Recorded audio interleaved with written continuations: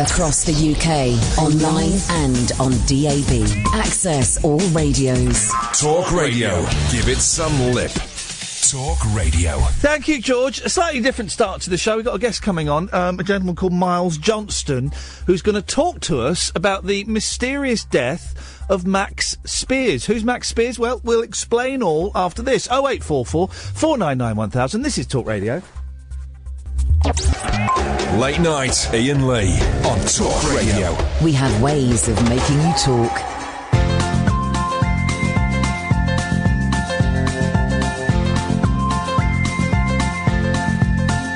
There's a voice that keeps on calling me. Down the road, it's where I'll always be. Every stop I make a new friend. Can't stay for long, just turn around and I'm gone again. Maybe tomorrow I'll wanna settle down. Until tomorrow I'll just keep moving on. Down this road that never seems to end. When new adventure lies just around the bend. So if you wanna join me for a while, just grab your hat, come travel light, that's old style. Maybe tomorrow I'll wanna settle down. Until tomorrow, the whole world is my home. So if you wanna join me for a while, just grab your hat, come travel light, that's old style. Maybe tomorrow I'll wanna settle down. Until tomorrow I'll just keep moving on.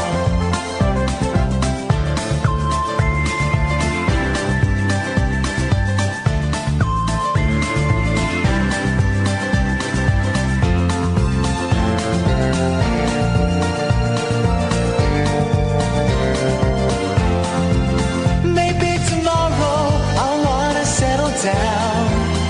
Until tomorrow I'll just keep moving on. There's a world that's waiting to unfold.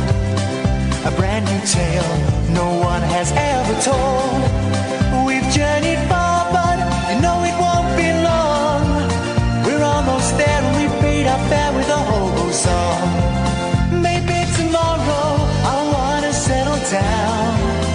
Until tomorrow I'll just keep moving on.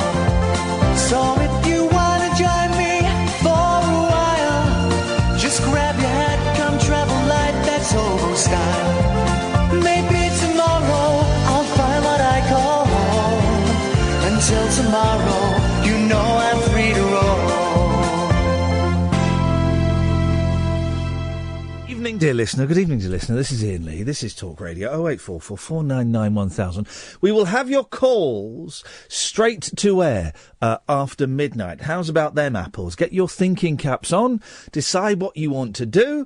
Have a little think. And me and Kath will sit and talk for the last hour of the show. And if you want to call in, you're more than welcome. Thank you so much, everybody who said nice words about the John Lydon interview yesterday. Loads of you were sending some really lovely tweets. It's appreciated. If you missed it, you slackers. You absolute slackers. If you missed it, it should be up now as a podcast. So if you go to iTunes or to your usual podcast provider and type in Iain Lee and Talk Radio, then you'll get to download yesterday's best of. And also, the John Lydon interview. And loads of you said really nice things about it. And you said you'd never heard John Lydon be interviewed like that before. And I appreciate it. I think he enjoyed it. Didn't he come across as an absolute sweetheart? Didn't he?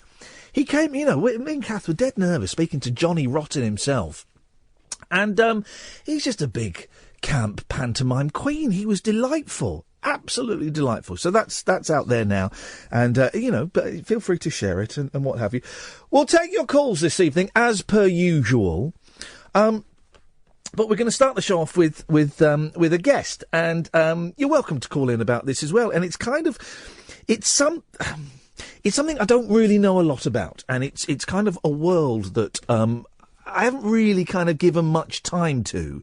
But I heard just the briefest snippet of a story on Radio 4 on PM the other day.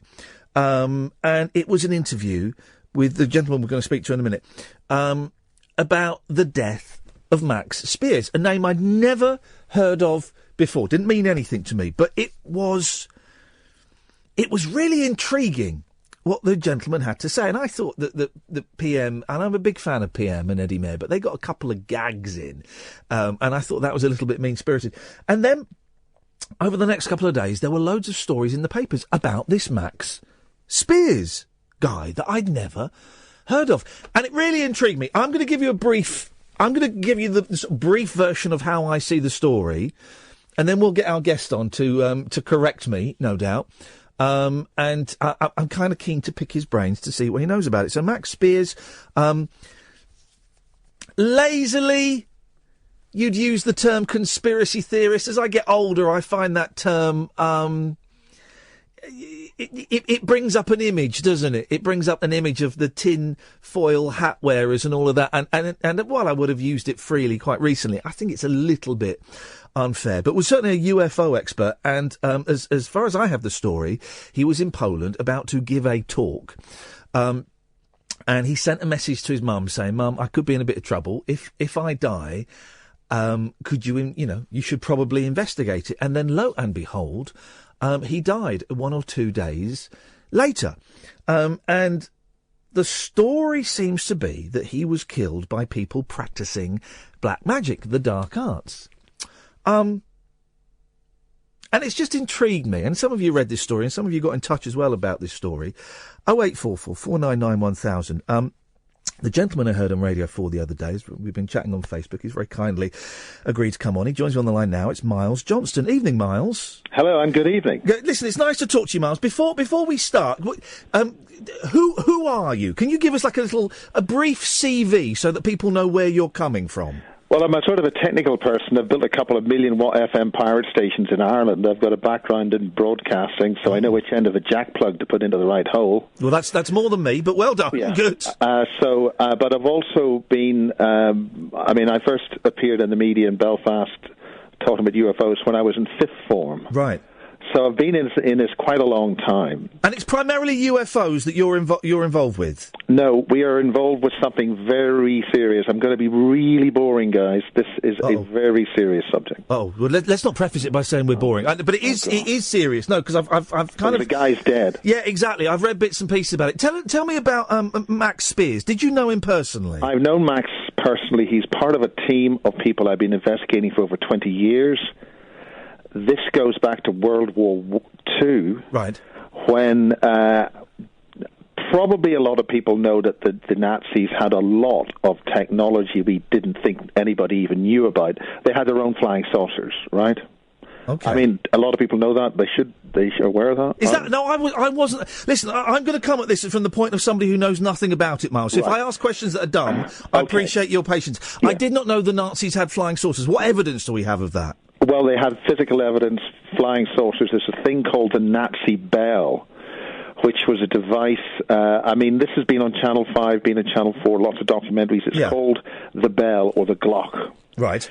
Now, very, very simply, the Nazis were dealing with what was very crudely termed non-Einsteinian physics. Okay. In other words, think Star Trek, but think 1939. Wow, okay. Okay. How did they get this technology? I know they had lots of top scientists from around the world, but is it technology of this world? It is technology of this world, and I'm going to speed... the Glock involved a form of plasma physics, okay? Right, yep. Now, we're going to speed forward to 1959 and a British military team called the 16. Okay, I'm taking notes as you talk, yeah. Okay, so this is an elite British military team that make the SAS look like schoolboys. Okay. So these guys are not messing about. Yeah. And they are embedded within the British military, and they were trained by a very special officer who had amazingly white skin. He wasn't E.T., but he wasn't one of us either. Now, this is the British military. We are not messing about here. Yeah. These guys were trained in such an elite way. They only had 2 very small concealed weapons on them. They only fought in batches of 4. And as I say, the name 16 should tell you how many of them there were. Yeah. And they were going around the Middle East bumping Russians off. And they were bumping other people off. And nobody knew who did this until this guy called John Irwin, who's about 77 now, up in Newcastle, wrote a book called One Step Beyond the 16. Okay. Now, that's what I said in the Radio 4 broadcast. I said one step beyond. Yeah. Now, this is British military training elite troops, 1950s. We're now in the year 2016. A few things have happened since then. Yeah, go on. Now, what I'm going to train, this is absolutely relevant to tonight's story. Yeah. One step beyond refers to taking the soldier one step beyond death in a controlled way and training him. Now, this is what I heard you say on PM. Are these the super soldiers? John Irwin would be your first sort of super soldier. Right. Now, the term super soldier is a marketing term for a United States conference series which was held in Las Vegas, which I was at, I lectured at, and so was the state governor of Nevada. He opened one of these conferences. So we're not messing about in terms of who's involved here and the level of classification of the kind of people you're dealing with. And what do you mean by one step beyond death, did you say? Yes. What does that mean? It means essentially shutting down the conscious mind. Yeah. And then engineering and training the deep subconscious in a variety of scenarios. So then you're put back in your body, and then they train your conscious mind to access what is your subconscious. Blimey. Okay, now these guys were trained in a very special fighting technique, and it was called the machine. In other words, it is better than second nature to them. Right. In other words, when you walk down the stairs, you don't actually say, right, I'm now going to walk down the stairs, left foot to this, right foot to that. It happens automatically. Your body just does it automatically. Yeah. So this fighting technique is very similar. Right. It just happens. They get attacked and they just respond instantly without thought. Because they anticipate ahead and they make sure they don't get attacked. Okay. How does this tie in with Max Spiers and his death? What they were fighting for in 1959, what they were looking for was a set of small boxes about the size of half the size of a laptop. Right. Now, we're talking 1959 here. Now, they recovered those 2 boxes. They went in on a base at Jarabah, which doesn't exist anymore because the border in Syria and the Jordanian, Syrian, Israeli border has gone all over the place since then. Yeah. As they went in, now you're going to love this, as they went in to take this base out, and it was, if people are familiar with a thing like the Bilderberger meetings. Yes, of course. I think people are aware of those kind of meetings. So if you think of a Bilderberger type meetup in 1959 in the desert, hush, elite people there, a lot of important people, major decisions being made to deal with how the world's going to happen. 2 flying saucers take off. This team go in. They knock out every single person. They also kill 3 Nephilim. I'm getting lost here. Right. There's 3 Nephilim. Nephilim are ancient beings, and a lot of this is in the ancient texts, ancient alien stuff. People have seen ancient aliens thing on the TV, History Channel and things, I'm sure. Yeah. Now, this is not something that's from thousands of years ago. They've knocked off 3 of these guys in 1959. Right. Okay, so you've got these bozos walking about in our world right now, and this British military team were aware of them and took them out. So the Nephilim are walking amongst us now. Yes, and we wouldn't recognise them. They look like normal people. As it was once said in a famous science fiction series, they look just like us. Uh-oh. Now, it's taken them a very long time to do that. But let's not get distracted. The important thing is, and this is absolutely crucial, they got 2 bits of extremely high technology, and they knew what was in them, and they tested them, And these were silver crystalline-type devices with certain indentations and nodules. They got 2 out of what was a total of 6. When they activated these devices, they got holographic data being displayed, and once they tested them, they knew, right, we've got what we came for. And they were then packaged back into these beautiful wooden velvet boxes and dispatched back to a secret location. So that's 2, but there are 4 more still out there. If you put all 6 together and you put them in the device they came from, you will reactivate the interdimensional portals our ancient forefathers built across the planet. Let me stop the clock for a second, Miles. How the hell do you know that? Because that sounds, to an outsider, that sounds crazy. You're saying it as though it's definite fact. How do you know that that's what will happen? Because that's what those things are for, and that is what people have been using and getting the data from those since then.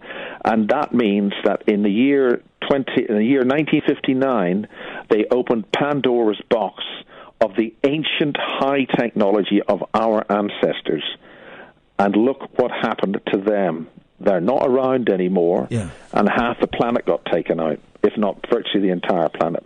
And we are facing a situation exactly similar to that right now. Okay.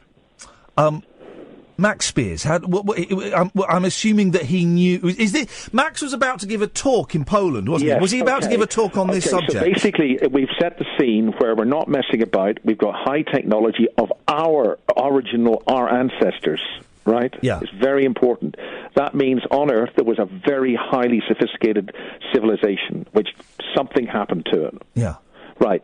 Spinning forward, right, 1970s, the Brits and the Americans and the Russians and everybody else, they're thinking the unthinkable. They've got access to this very high technology. They've seen what it can do, so they start preparing to deal with it. So very simply, in Britain, there was about 40 children, all specially chosen to basically deal with this technology. I have mentioned the term extra-dimensional technology. Yeah. So they are now training these guys.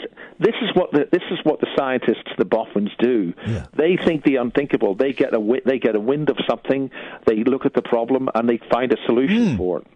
So Max is basically part of Britain's super high technology interdimensional soldier corps. Max Spiers. Yeah, he was an interdimensional soldier. They operate not quite in this world. Struth. Now that's basically the scene. Yeah. Okay? Yeah. Now, a lot of soldiers are getting this stuff put in their heads. They're called implants, and it gives them very enhanced techniques and the ability to operate very, very fast in other dimensions. Right. When you say other dimensions, what do you mean by that? Like time and things? Well, the thing is, we are basically an energy signature. Yeah. I mean, everything's matter. Matter's energy. So if you can copy that, reproduce it, and send it to other places. Right. Just like you can copy magnetic discs and you can make copies of things. The problem has been that the living energy within a person has to copy that properly, and that's what the Nazis were trying to deal with. Right. Okay.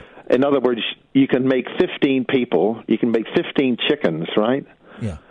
But the thing is, we're a little bit more sophisticated than chickens. We've got a very highly complex, intelligent, biophysical thing. In other words, the thing that is different between you being alive or dead. Yeah. And the problem has been, if that doesn't quite match up, things don't work right and things go wrong pretty badly. Right. And there's been a lot of problems with that, and now they've got that to work. And that's called, the technical term for these now, which they can produce in large numbers, are called non-human cyborg units. Oh, blimey. Now, this all sounds like something from Stargate or Star Trek or something. Yeah, well, we've been knocking these things off down in Boscombe Down and other places. The old ones, the original ones, were called PGLFs.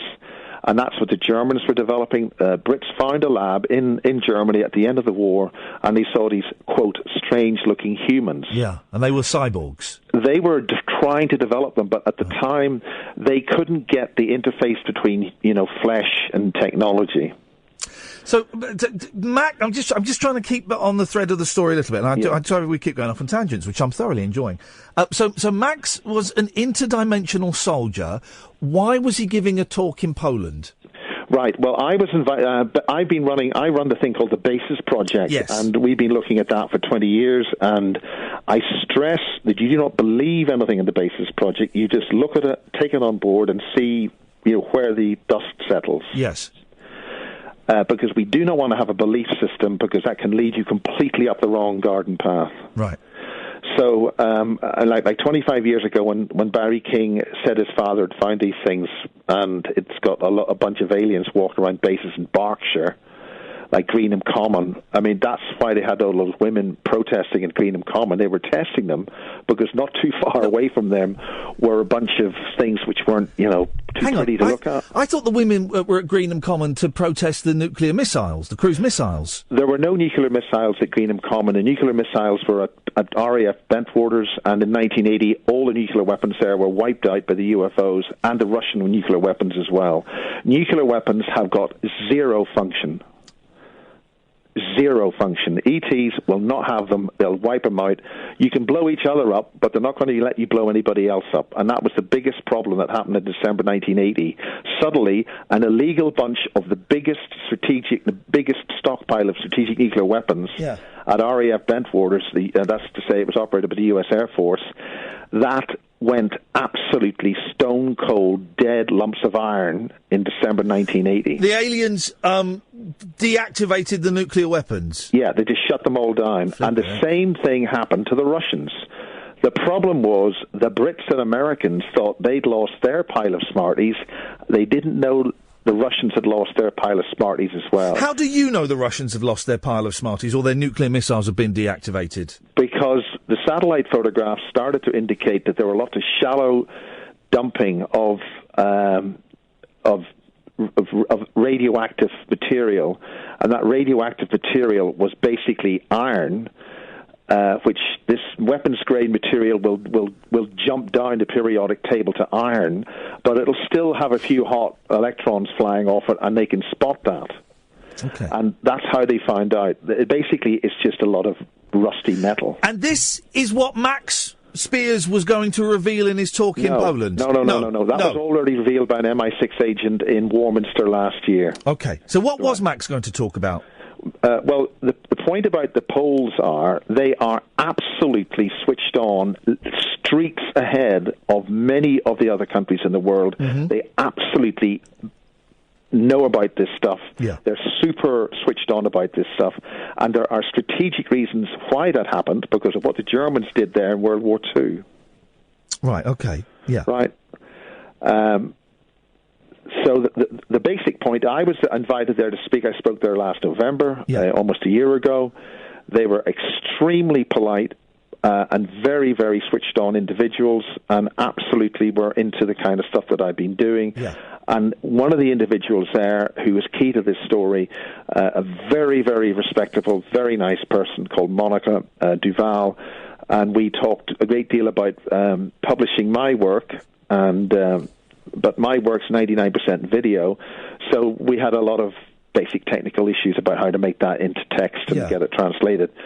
What they were very keen, because they've been coming. This Polish crew had been coming over to my conferences and doing a lot of interviews, and they were very, very keen to get Max, because Max and Sarah, who were a former really lovely couple. She's American, French American. Sarah was Max's girlfriend, wasn't she? Yes, yeah. And I am not going to engage in there's been a lot of internet chit-chat about this. The two people, it's bad enough splitting up, and it's even worse when... Oh, I don't want to know the gossip about that, yeah. But the bottom line is that they were in the States with a guy called James Casbolt, who's one of the other key players in this story, because James Casbolt was essentially commander of a lot of these guys, and he is actually in jail right now. Right. And that's a different story, but Max was essentially James Casbolt's sparring partner. Right.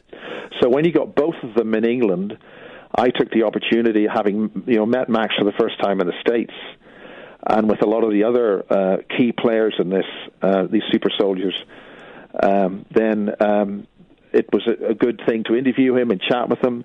And people have got to understand that Max is actually from a very, very well-established acting family in British cinema and stage.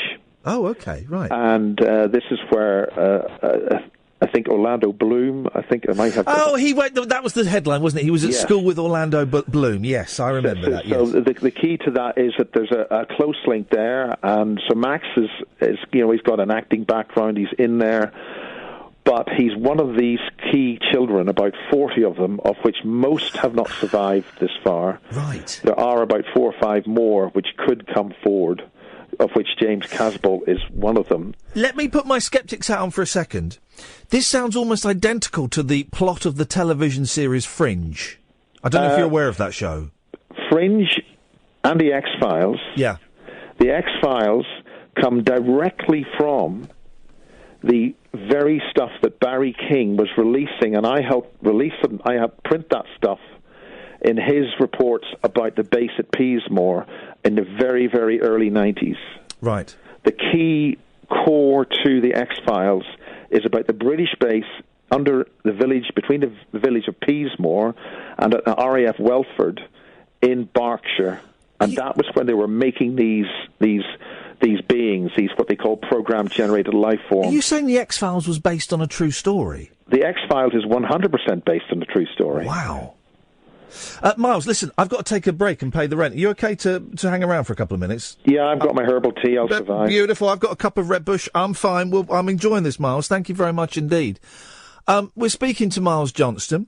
We're talking about the death of Max Spiers. I'm certainly hearing a lot of stuff that I wasn't expecting to hear this evening. I'm sure you are as well. 0844 499 1000. This is Talk Radio. Uncut after-hours conversation for the up-all-night generation. Late night Iain Lee on Talk Radio. We have ways of making you talk. Evening, dear listener. Iain Lee, Talk Radio. We're doing things a little bit differently this evening, and this is a conversation that perhaps if you listen to Howard Hughes on a Sunday, you might hear something like this a bit more often. But it's a story that really grabbed my attention this week, and you know me, if a story grabs me, whether it kind of sits in our remit or not, I like to talk about it. I talk to you about it, and if we get a guest on, we get a guest on. And we're talking to Miles Johnston from the Bases Project, who's talking about the mysterious death of Max Spiers. And we've learnt that Max Spiers was an interdimensional soldier. He died in Poland. Miles, the part of the story that was big news this week was he sent a text to his mum, didn't he, that warned her that he might be in a bit of trouble? Yep. I got word after the conference that he spoke at in April.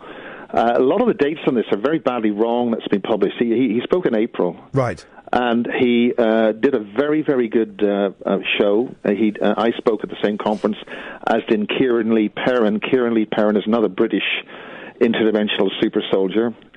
And the head of the European Committee Against Covert Harassment, Magnus Olsson. And there was a lot of discussion about covert harassment, but that's another story, but it is related. Yeah. Now, the thing is, we all went back home, and then we noticed Max hadn't gone back home. He stayed there. And it seems that he had essentially been the guest of Monica Duval in her very nice in her house and stuff. Yep. And that was going very well because, as I said before, she'd offered to do a deal of contract to publicise my work, and she was very keen to get Max's story written down and published. And there's another key player in this, a Russian-American called Stuart Sverdlow, and he's involved with a thing called the Montauk Project. The what, sorry? The Montauk? The Montauk Project is where the Americans did their version of what we were doing in Berkshire. Okay. And there's another base involved there called Dulce. Okay. In the United States, but that's another thing altogether. Yeah. And we don't want to go too off topic, but this involves, population management systems, and we'll leave that. Oh, Miles, well, listen, we're getting you back another night. We're definitely getting you back, because I've got so many questions, but I want to follow the Max Spiers. But you're coming back another night, my friend, definitely, if you're up for it. Go on. But go on. So, essentially, I got word very soon after I came back to the UK, and I got word that basically Max had fallen into bad company. So we were across this, and he was going to speak at my major conference in the late summer in August. Yeah. Now, Max had appeared on a TV program on Channel 4 with me called The Great UFO Conspiracy. Right. And the problem was that what he was saying was so controversial, even the questions from the presenter were bleeped. Oh, really? Yes. What was so controversial then? That they... Well, he was mentioning the names of certain very well-established families. Oh, okay. And their role in society and what's really going on behind the scenes. Okay. And I'm not going to mention those names. No, please don't. Thank you. I appreciate that. So you that. don't need to get your bleep box out. Thank you. Good. Right. I'm aware that this is not fruitful to do this. Yeah. But the bottom line is that on British television, Max was able to say certain things which was absolutely not a chance in Hades that you would ever have thought that was going to be broadcast before. Yeah. Likewise, what I was able to say on Radio 4 this week, BBC, that was a recorded section. Yeah. In other words, the BBC, this is very important, had made a policy decision that what I had said was to be edited into the programme as opposed to, we can't have that on the air and edit it out. Now, this is because there are Nick Pope, if anybody knows a guy called Nick Pope, one of the things that he said... He's written lots of UFO books in the 90s, isn't he? No, he hasn't written really any UFO books. He was the MOD man at the desk. Was it Above Top Secret? Was that the book he wrote? No, that's Timothy Good. Timothy Good, I do apologise. Okay. Timothy Good is a very, very fine, very detailed researcher and very, very well established in sticking to facts and information. Yeah. And stuff like that. So Nick Pope was the man in the ministry who dealt with the MOD with UFOs, and right now he's moved to the United States, and he's monitoring this story. I know because he said so on Facebook. Well, he's been tweeting, hasn't he? That it's ridiculous to think that the government would go around killing UFO experts. That's because he hasn't a clue what he's talking about. Right. Ooh. And I'll say that bluntly. I'm in the story. I'm there. I know the guy. I'm talking to his mother, and we're following it as it happened. Now, look, listen. I can see we've got 20 minutes or so left, and I do want to make sure we get all of as much as we can about Max. You say he got into a bad crowd. Would it be fair to say they were occultists, black arts? This is very important. Right, we're dealing with interdimensional weapons selling here. Right, we're dealing with soldiers. We're dealing with the British military. Team of young men, now in their late 30s. Yeah. They are skilled at interdimensional warfare. One of the things that the U.S. military does is they train their soldiers, they implant them with special technology, and then they have remote viewers back at base. Those remote viewers will scan the theatre of war. Yeah. So, for instance, they've got their men on the ground, and they're going into a battlefield, and their intelligence when they went in was, for instance, to say enemy on the left, right? Right, okay. So they're going into the battlefield armed to the teeth, and they're expecting to turn left. Back at base, there'll be a remote viewer. Oh, wow. They will remote view and say, no, enemy to the right. Okay. They will think that to the soldiers, to the commander in the field. He will pick it up as his own thoughts, and he will immediately say, enemy to the right, and he will make that crucial turn at the right moment, and he will take out the enemy on the right. Wow. In other words, it's 21st century men in a balloon with a telephone. Okay? Yeah, that's an excellent description, right. Yes. So this is the kind of stuff that we're dealing with. Now really, very, very quickly, the physics to do this is not trained. You're not taught this at school. That, in my estimation, if there's anything criminal involved, it's the failure of the government to instruct our scientific people in scalar physics. Yeah. And we leave that alone. Okay. That gives you all the answers to all the questions in everything I'm saying. Okay? Yeah. I'm just moving the story on a bit, Miles. Yeah. So the black magic thing has that been concocted by? Is that the cover story to cover up what really happened? Anybody who'd it's a nice headline, isn't it? It's a headline which gives you a very crude pointer as to what's going on. Right. But this is weaponization. Okay. And so Max is a weapon system. He's a British military asset, basically speaking. So bad guys thought they could basically take that British military asset. Now, At my conference, the actual technique involved with what happened with Max is described in very, very good detail by his former girlfriend, Sarah. She's done a very good job explaining that and on stage in language an audience can understand. Yeah. And I'll be uploading that very shortly. Okay. So the technique involved is a technique involving some chemicals. The African snake venom is one of them. Scorpion venom, stuff that you do to involve in neurotoxins. Yeah. Right. So again, this isn't rocket science. You're dealing with some kind of a thing which involves the brain and how you think. So if you're going to deal with that, you're going to deal with neurotoxins. The point is, in order to access this, and the Russians have done a lot of work on the energy in the body immediately after death, and you've got about 6 to 7 hours to work if you're going to do this. Okay. And that's exactly what happened with Max. They were working on him for 6 to 7 hours after so-called death. The clue to all this are in 3 Polish interviews, which are on YouTube, and if you listen to those, they will tell you what they're about to do to Max, which they then did. Okay, and to put it in really dumb terms, to do this procedure for 6 to 7 hours after he dies, they can get his superpowers. Yes, right. They can alter them. They can find out what they were programmed to do.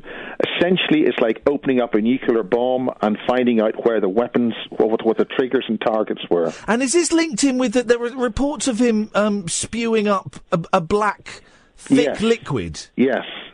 Now, if we forget about all the highfalutin stuff, the bottom line is, and this is crucial, if a man is spewing up black stuff out of his, quote, every orifice, now we can only go on what the polls have told us. Yeah. We weren't there. I wasn't there. If a man is that ill, why wasn't he taken to hospital? And the simple answer is he wasn't. And if he had a peptic ulcer, and it's a simple case of him having a bleeding peptic ulcer, and he's got massive internal bleeding, why wasn't he simply taken to hospital and given emergency first aid? Because if he had, he would be still with us. Miles, stay there. Have another sip of your herbal, because I'm going to have another little break. We've got a bit more time for this. Hands up whose mind is completely blown so far. Yeah? Yeah? Oh, man alive. I'm Iain Lee. This is Talk Radio. Unmissable late-night radio with the original king of unconventional conversation. Make contact with Iain Lee. Late Night Iain Lee on Talk Radio. We'll get you talking. Talking about the death of Max Spiers, joined by Miles Johnson. Miles, we're getting a mixed reaction, as I'm sure you'd imagine. I'm shocked. On Twitter. Completely I bet you are. Totally surprised. Some people saying this guy's a fruitcake. A significant number of people saying this is great and it's good to hear the truth being told. Can I ask you one question? Because Doc Tocker's tweeting me. Can you ask your guest if Max's family supports him talking nonsense after their loved one has died? Vanessa and I concur on all that has been spoken. Vanessa's the mum, isn't she? Spoken publicly under her agreement. Right, Vanessa's Max's mum. Well, yes. Okay, so she knows. And does she agree with everything that you're telling us this evening? Yes. Okay. We've had very detailed discussions, and I'm not telling you half of it. No. That must be an amazing position for a mum to be. Was she aware that her son was an interdimensional soldier? I guess she must have been. Well, she is aware of the concurrent life story of Max Spiers and James Casbolt on a certain base in Nelson in Saskatchewan in Canada. And the accusations, now I'm going to say this because I know you will have come across this before, you must do in your line of work. We're getting a few people on Twitter and Periscope saying, well, this guy's mentally ill. How would you respond to that, Miles? Well, having said that, they should look up MK Ultra and the National Health Service and who implemented it into the National Health Service. And if you look in the right websites, you'll be rather surprised and horrified. Max's body... Has there been an autopsy in this country on Max's body? This is where one of the problems arises. Right. None of the proper procedures have been followed. His mother was determined to get him driven here, and there are certain complications about driving a body over many borders.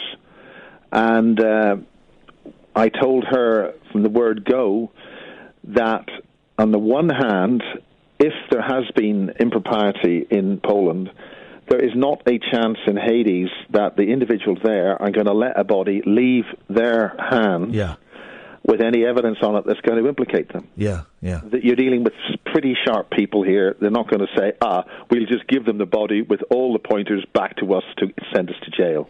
That ain't going to happen. If he was a super soldier, how come they got him? How come they managed to kill him? One of my sources said they shouldn't have been able to kill him.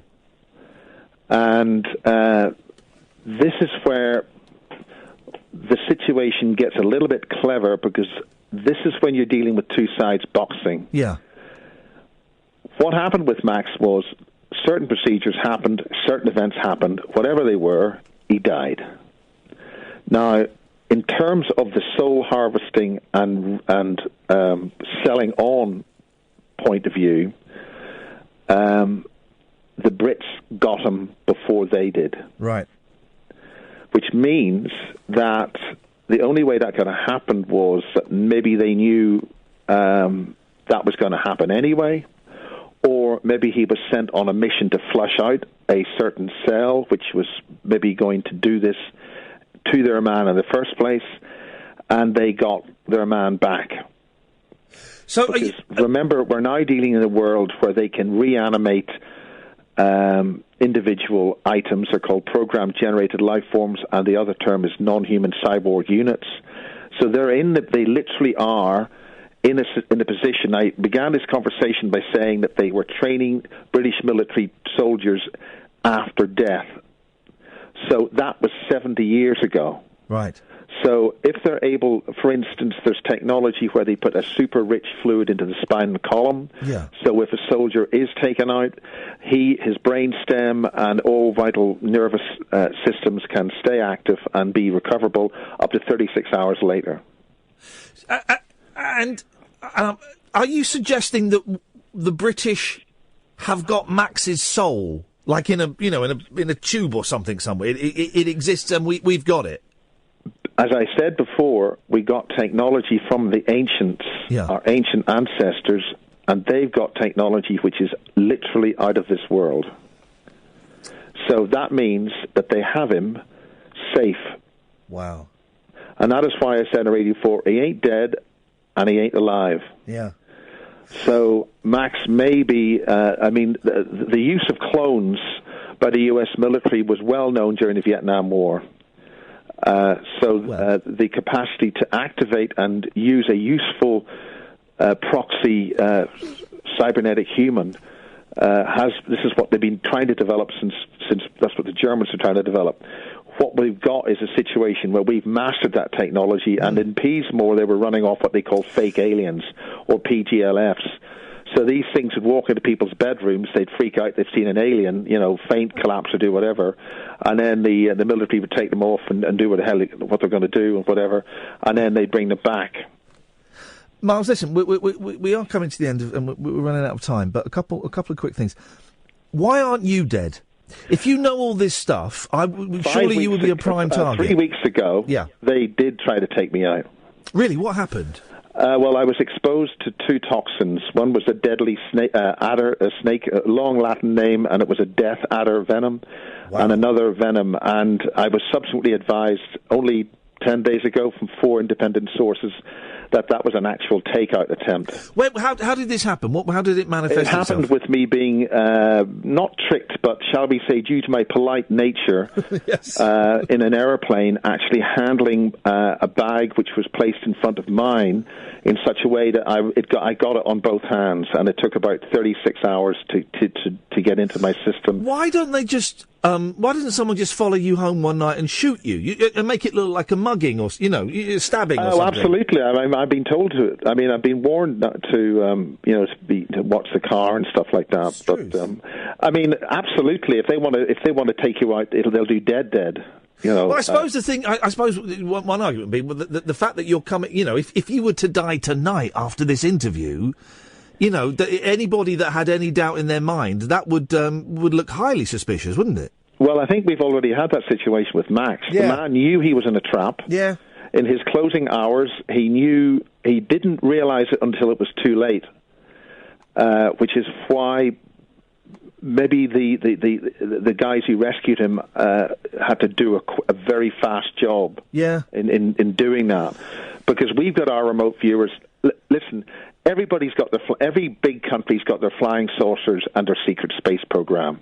They've all got their toys, right?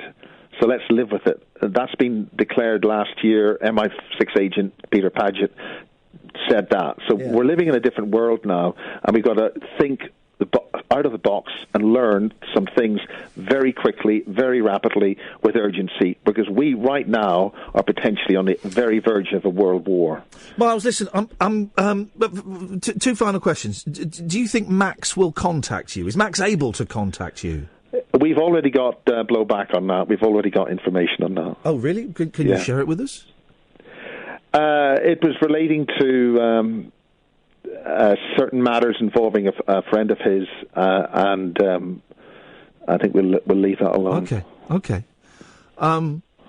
Finally, can you recommend to me one book that I can order and have a look at? One Step Beyond the 16 by John Irwin with a U, and that will tell you the British military team that went in and got those data banks. I'm ordering it. Miles, listen, you've got my details. Yeah. Would you keep in touch?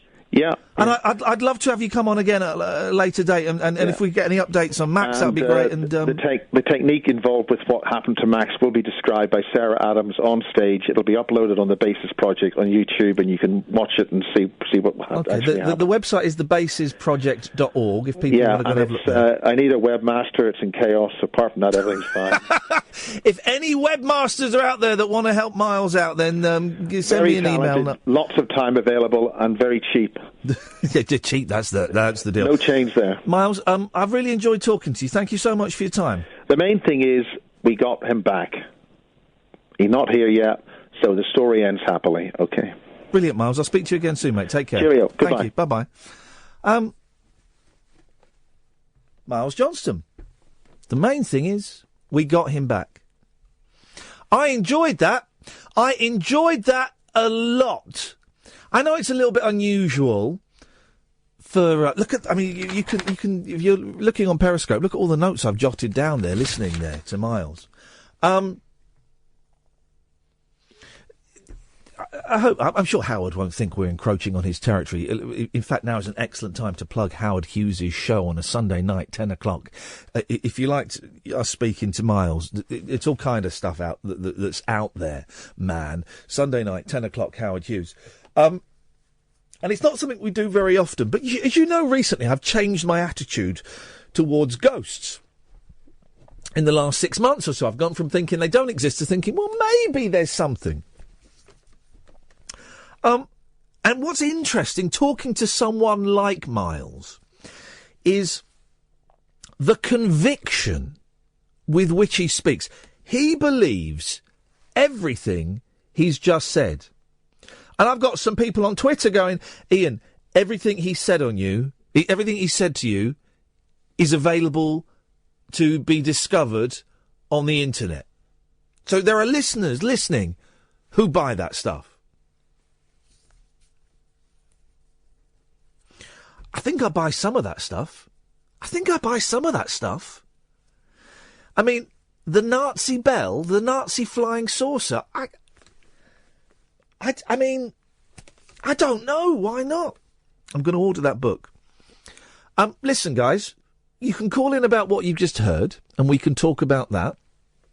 Or you can call in and do your usual nonsense. It's a Friday night. Do you know what I mean? We can talk about anything you want to talk about. 0844 499 1000. We call you back between now and 12. Then after 12, it's straight to air. Let's go to Wilson before the news. Evening, Wilson.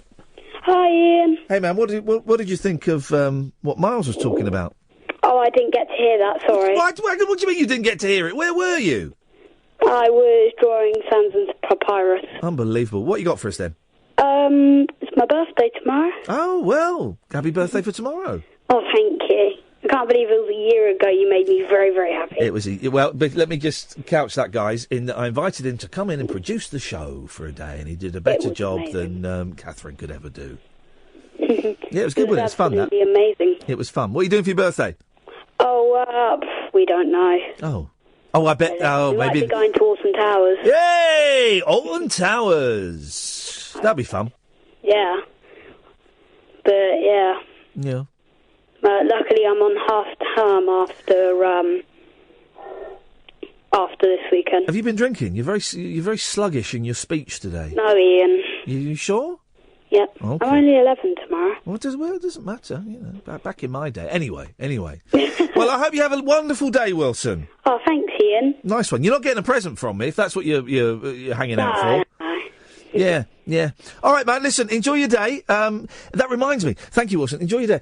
Was it Alton Towers, the Smiler, the event where they're have you seen the pictures of the people that have dressed up as the Smiler victims for Halloween? It's like 6 people.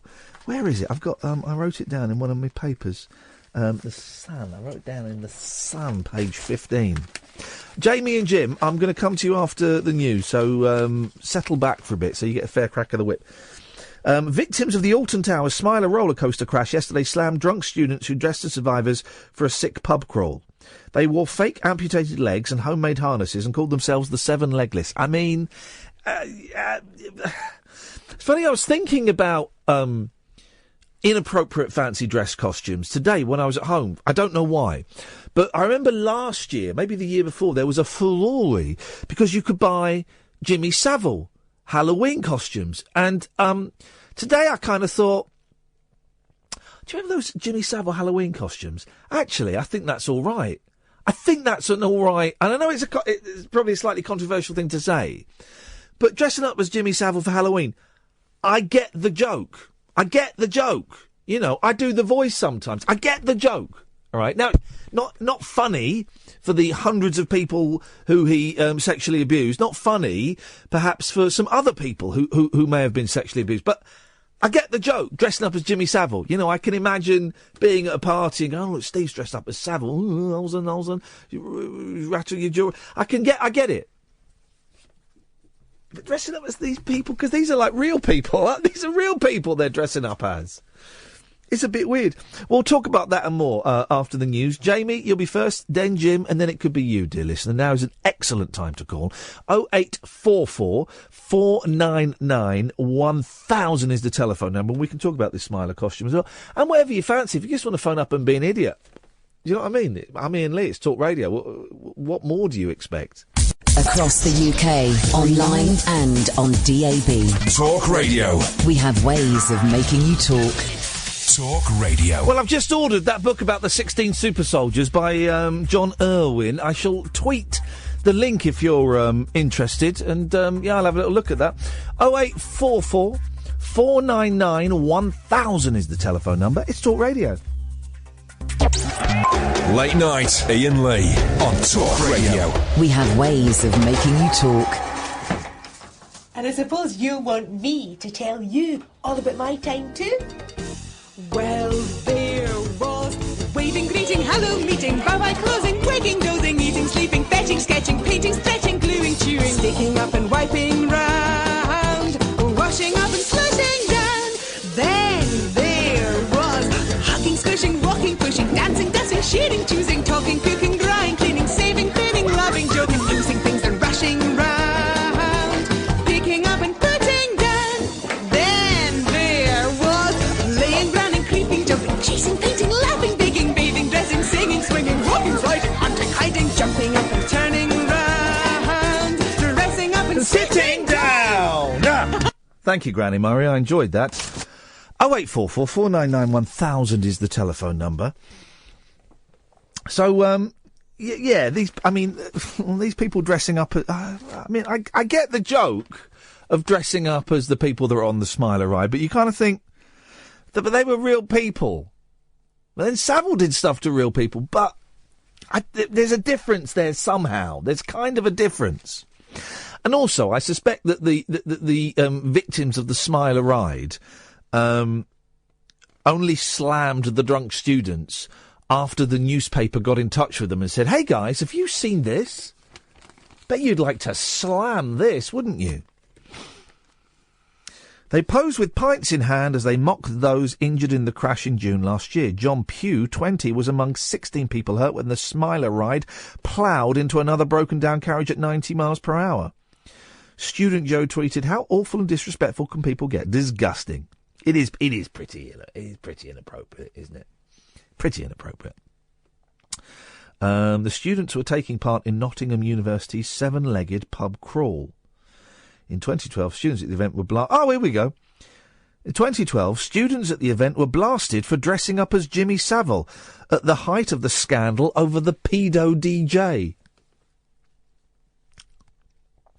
I don't think I have a problem with people dressing up as Jimmy Savile for Halloween. I wouldn't be bold enough to do it myself. I could understand why it would cause offence. I wouldn't dress up. I think that probably dressing up as these poor kids that are on this ride, I think that's probably is tasteless and the bad kind of tasteless, not the fun good kind of tasteless. But then they say. Last night, a spokesman for the Students' Union said the costume was not intended to reference the tragedy on the Smiler roller coaster. Well, what else is it meant to... I don't know. I mean, it's a good costume. They've put a lot of time and effort into it. It's a cracking costume. You can see them there if you're watching on Periscope. Oh, yeah, if you watch on Periscope, you get pictures and stuff. Yes, you're right. It's making fun out of the victims rather than out of a villain. In this instance, Jamie's on the line. Good evening, Jamie. Good morning. Hey, Jamie, what you got for us? Not much. Oh, just thought I'd give you a call. That's awkward, but never mind. We can work around that. We can work around that. Have you been drinking? Smoking? Jesus. Wow, you've been having a heavy night. It's only 5 minutes past 11 on a Friday, and you're trolleyed. Wow. Yeah, that's right, man. Now you're getting paranoid because I can see into your. I'm a super soldier, man. I'm an interdimensional soldier. I know exactly what you've been imbibing this evening. It's freaked you out. No comment. Yeah, it's freaked you out, isn't it? A little bit para. A little bit. Get a little bit para. How's he know that? Yeah, a little bit. Enjoy it. You got the fear. Enjoy the fear. Enjoy the fear. I'm embracing it. Don't embrace the fear. Breathe deep, my friend.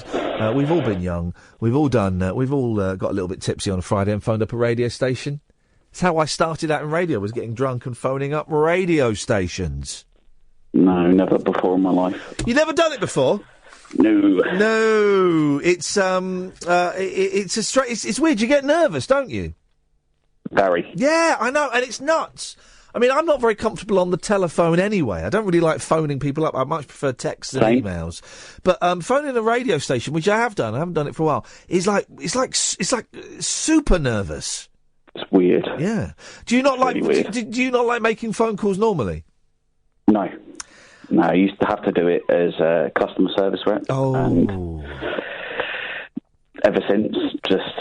Not my bag. Did you have a bad experience on the phone, or there's just something irrational about it? Both. Yeah. What was the bad experience?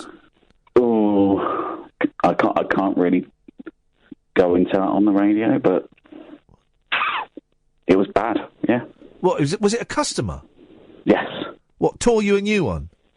And then some. Yeah. Had you don't mention the company, and had you done anything wrong? No, I just refused to give them a discount that they wanted that I wasn't authorised to give them. But then they went mental. Kind of, yes. Effing and jeffing and shouting and screaming at you. And then some, yeah. Yeah. Struth. Awkward silence. Yeah, no, I'm trying to imagine what could be worse than that. Well, did they threaten to kill you? They threatened to punch me in the face. Hey, come on, guys. This is the thing. Let's not be rude to the people on the phones. Yes, they are the ambassador of the company, but also they're I imagine you were on minimum wage. I don't even know if I was on that. Yeah, exactly. You know, these people on the phones, I know it's frustrating and stuff, and I've done it in the past. I've been having a long, hard look at my life, Jamie, and I've been a dick in my life, surprisingly. And I'm kind of working on that. And in my not too distant past, I've shouted at people on the phones, but no one wins. And the last few times I did it, and it was a few years ago, but the last few times I did it, I actually phoned back and apologised for my behaviour because I said, look, you know, it was inappropriate. That's nice. Yeah, the trick is to not get to that point where you have to phone up and apologise, and I haven't done it for quite a few years. So I'm learning as a human being, Jamie. That's all we can do. Well, props to you for that one. Well, it's a big thing I learnt was to apologise, but I've still got a lot of people I need to apologise to. What you got planned this weekend, Jamie? I'm going to watch Black Mirror on Netflix. That's my weekend. Now, this is the Charlie Brooker programme. Charlie Brooker, who promised to come on this show and then never replied to our emails. Thanks, Charles. What a dick. This was on Channel 4, wasn't it, for 2 series, and it's just gone to Netflix. I've never seen Black Mirror, because I don't really watch TV now, and I maybe it's something I've missed. I'd be keen to know, because I've watched a couple of my favourite programmes have gone from normal television to Netflix. The only one I can think of at the moment is Mr. Show with Bob Odenkirk and David. Bob and David. What's David's last name? David Cross. And they did a series called Mr. Show years ago, and they'll be better known as the guy from Arrested Development and the guy from Better Call Saul. And then they did a show on Netflix, and there were some funny bits in it, including a really, strangely for an American show, a very funny bit about Jimmy Savile in heaven. It was incredible. But it didn't look as good. It looked a little bit cheaper. Yeah, I know what you mean. Yeah. And I wonder, because I've been hearing a lot of reviews about Black Mirror, I wonder if fans of it who know it will think the same thing. I watched the first one, and it was great. But was there a but? I haven't seen there's like 6 to watch, so I've got another 5. And how does it compare with the Channel 4 ones? Well, the Channel 4 ones, I guess most of the actors were British, and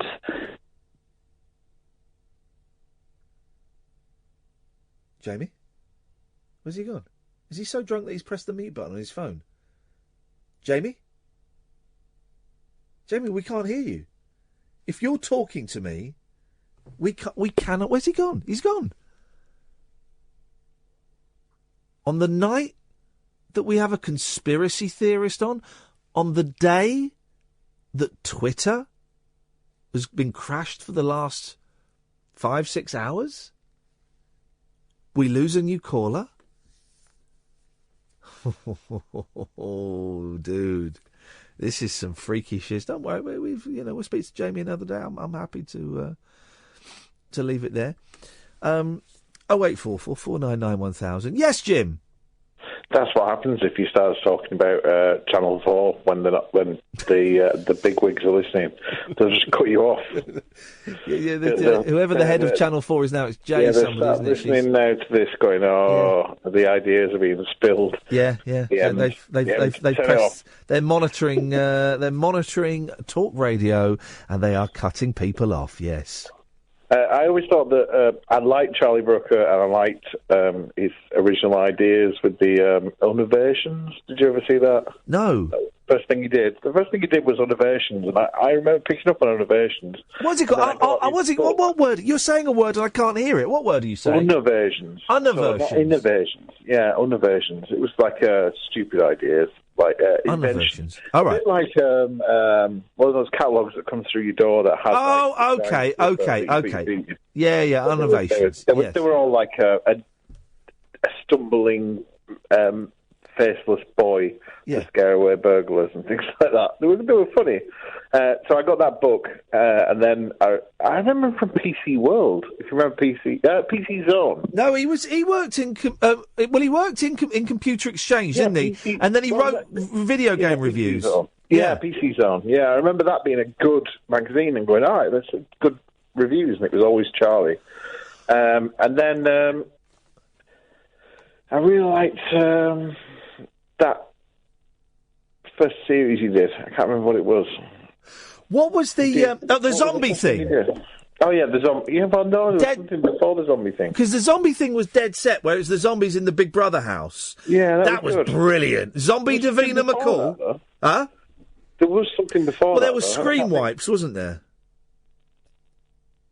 Was that a TV series? Yeah. Wasn't it? Yeah. Yeah. Wasn't it? No, you're right. No, there was something before that. There was no... I know he does his Screen Wipe thing, but there was something that was more of a fantasy thing that he did before the Big Brother thing. Oh, I don't know. Oh, I can't think. Someone will know. I like that. I like the Big Brother thing, and I like the fact that he got Davina McCall to do some stupid stuff. But I just think that he I don't like the actors he uses. If I'm honest. Hang on, you don't like the actors he uses? Yeah, he uses bad actors. I always think, like, when I watch it, I always think, oh, it's well written, and then I watch it and go, oh, that guy can't act. Yeah. It's just bad acting. And a lot of it's probably Charlie writing street speak for an actor. You know, like Joe Cornish did that film with the Attack the Block. Yeah, that's good, that film. Yeah, it is a good film, but the stuff that he wrote for the guy of Star Wars, John Boyega, is he called? Oh, was he in that? Yeah, he's in that. Oh, yeah. I don't remember. But all his stuff is, yo, man, this is... I just think, oh, this is... You're telling me that young black people don't speak like that all the time? Well, you know, I know quite a few young black people that definitely don't say ting instead of thing. That doesn't happen. I don't think I've ever heard anyone say ting in real life, only on the telly. Oh, perhaps an older black gentleman. Perhaps in some kind of... if you're black and you've ever said the word ting in real life, call me now. 08444991000. No, like a toast, like a reggae toast, like, yo, we're doing this on ting. Yeah. That might happen. Yeah. But when he's saying, pass me that thing, he definitely doesn't say ting. Okay. I don't think so. Okay. Well, that's us. And John Boyega looked weird because he had to say ting. I'm not saying that he definitely said ting. Before he didn't. So, Catherine, can you put a phone call to John Boyega and ask him if he's ever said ting in anything that isn't a film or a TV show? Do you think we can draw a line under this in the next sort of 35 minutes? We probably ought to. John. Yes. Jim, what did you call him for? I don't know. Oh. Yeah, it was nothing to do with this. No idea. Well, no, this is what I kind of like. This is, what I like about this show, is that it is, as I said to Miranda, it is a drop-in centre for the lost, the lonely, the bewildered, the stoned, and the drunk. The weak. And the weak. And the last three calls have been about absolutely nothing whatsoever. Beautiful. You wouldn't get on with LBC. To get on LBC now. The new Nintendo Switch. Don't, because Jonathan's on the line. He'll want to talk about that. To get on LBC these days, and I know I've tried, you've got to answer. You phone up. You say, I want to speak to Ian Collins about Brexit, and they say, OK. There's not sobriety test, is there? We're gonna. There is. They make you breathe down the phone to see how drunk you are, and then they email you a 4-page quiz that you have to answer. You have to get 78% of the answers right before they'll even consider phoning you back. It's a nightmare. This is why it works. This is why it works, isn't it? It's a nightmare, Jim. It's absolutely bloody ridiculous. Do you remember, Ian? Radiant Silvergun. Oh, for goodness sakes. Thanks for calling, Jim. Are you drunk again? No, not this time, no. Why are you slurring your words? Jim called up before to talk about Radiant Silvergun. He doesn't remember the phone call. That's how drunk he was. Yeah, but it's a good game. Yes, it is. Thanks very much indeed. 08444991000. Late night Iain Lee. Unfiltered night talk with the original king of unconventional conversation on Talk Radio. We have ways of making you talk. Interesting evening. We've spoken to Miles Johnston about the death of Max Spiers, and it's really divided you on Twitter and on Periscope, and loads of people were saying he was a nutter. Loads of people saying, oh, it's brilliant. At last, the truth on the MSM. And a few of you saying, I should have gone in harder and gone in for the kill. Yeah, I could have questioned him harder about, quite often I would say, well, how do you know this? Well, I know this because I know it. But I really enjoyed listening to him, actually. And we're not the BBC. I don't have to do that kind of forensic questioning with every guest. And did I get brainwashed? Someone is asking on Periscope. Maybe I did. Maybe I did. But I found him charming, and I found him captivating. I was captivated by the stories he had to tell. And I'd really like to get him on again on another date. And he said lover then, because I'm doing the thing. If the word is printed in front of me, I say it. And I was halfway through saying a word, and then I was reading something on Periscope, and I got all confused. There's a Freudian slip.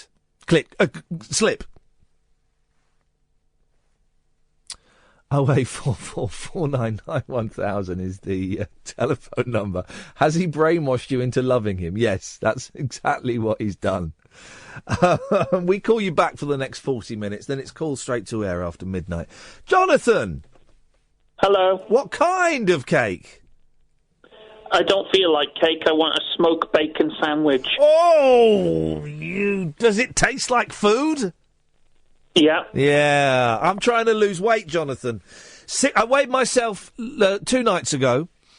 I've crossed the threshold. I'm now 16 stone, 1 pound. It's the first time I've ever been over 16 stone. First time, and I've been hovering around it for a while. And it turns out that by just cutting back on chocolate a tiny bit and still eating loads of crap, you still put on weight. So as of today, Jonathan, I'm off the chocolate, I'm off the bread, I'm off the pasta, I'm off the lattes, and I'm going to be walking a whole lot more, because I need to lose some weight, boy. I need to get back to fighting weight. I need to get back to loving weight. Don't sound convinced that I've ever been at loving weight. Just drink lots of tea, you'll lose the weight soon enough. Well, no. You don't lose weight by drinking tea. You have to do other things admittedly, tea is not particularly full of calories, but you won't lose weight just by drinking tea. I'll give it a try. Okay, well, I'll try that for the next 3 months, and I'll see how I get on. What you got for us, Jonathan? I just wanted to say how much I enjoyed the first hour. I think it's the best interview you've done. Hang on a minute, sorry. Jonathan, could you just bear with me a second? Is that all right? Yeah. Ed, Hi. have we got any more headphones around? Because I think these ones are broken. I'm having trouble hearing what Jonathan's saying. Is it what's happening? Is it that it's not coming through, or has it got one of those filters on it where it... I thought Jonathan just said that he enjoyed the first hour of this show, and that I know that he can't have said that.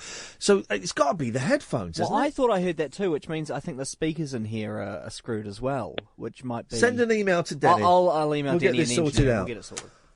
Jonathan, sorry, we're having a technical issue here. I could have sworn you said you liked the first hour of the show.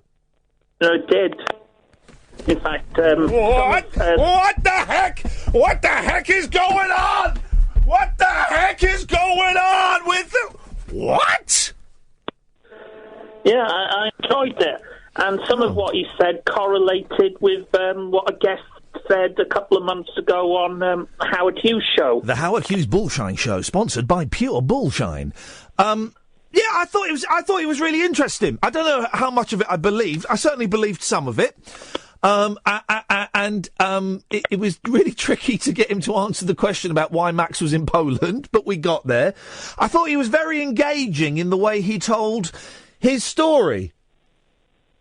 Yeah, I think people in Eastern Europe, like Poland, Hungary, are more open to the esoteric than we are. Well, when he said that the Polish audiences were really into what he was saying, the people that go to these events would be really into what he's saying. It's not as if he was, just going on Polish TV or walking down the streets, and people were saying, Miles, tell us about, the Super 16 soldiers. People were paying to go and see these talks in Poland, so they would be, just as people in this country would be, who paid to go and see this. The odds are they would already believe in it, wouldn't they? Yeah, but I think when you look at Eastern Europe, they suffered under the yoke of communism for 50 years, where knowledge was suppressed and rumour ran rampant. So they're probably more open to conspiracy theories. I hear what you're saying. It could be, this is actually genuinely, you've come with, Jonathan said he liked the first hour of the show, and he's come up with an interesting point. You're right, the suppression of information by a communist regime could mean that people are more open to it, or it could also mean that it's kind of like their Middle Ages, if you know what I mean, in that they are behind the rest of Western society where information has not been suppressed, and they're still kind of getting used to, they believe everything they read online. I think that's a bit of a Westo-centric view. Well, I think our media is certainly no better than the communist media. Well, it is better than the communist media. So the man who poke fun at the North Koreans for making a fuss over the death of Kim Jong-il, but we're just the same with some celebrity or some big social justice news story. Well, I don't think people poked fun at them for mourning the death of their leader, did they? There are more things you can. There are more bigger things you can poke fun of. But are you suggesting that North Korea's media is more open than ours? Now, ours is flawed. No, what I'm suggesting is that our media is just as corrupt and propagandized as the North Koreans. I think we're in no position to throw stones when. Well, it's not though, is it? Just the same. It's not. I mean, it's more open than North Korea's. Okay, for example, but I get that our media is flawed, but you will every day you can open a newspaper and you will find a story criticising the Prime Minister. You wouldn't get that in North Korea, would you? No, you wouldn't. But we have our methods are a little more subversive. We try and recondition the nature of reality on a more subtle level than the North Koreans. Yeah, it brings me to your point about what you were saying about Jimmy Savile. I think you're absolutely right on that. I think it's important to mock Jimmy Savile and Adolf Hitler and all these nasty people, because by doing that, you take away their power. You make people less afraid of them, and there's nothing more emasculating than to poke fun at some big bad wolf. Yeah. Whether real or imagined. So I agree with you there. Yeah. All right, Jonathan. Listen, thanks for calling in. I appreciate the fact you enjoyed the first hour of the show. Yeah. Let's see more of it. Well, we're going to get Miles back at some point, hopefully. Thank you, Jonathan. What the hell is going on with the world? I've just shown the people on Periscope a very, very rude email I've received. I mean, very, very rude. I've taken a picture of it to send to my friend Scott. I don't know how to forward it to you. It's on the phone box system. It's from Scouse Frank. That's the kind of emails we get, guys. If you want to email the show, you can do. If you go to the Talk Radio website, talkradio.co.uk, there's a contact the show button somewhere. And if you click on that, it comes up on that little computer screen that I was showing there. Everybody this hour, here we go. You talk about conspiracy theories. Everybody this hour that has got on the air, their name begins with the letter J. Jamie, Jim, Jonathan, and coming up after the break, Johnny. What the hell is going on?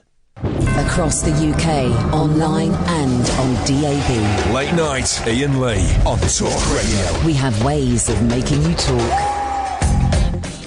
Johnny! Yeah, hello.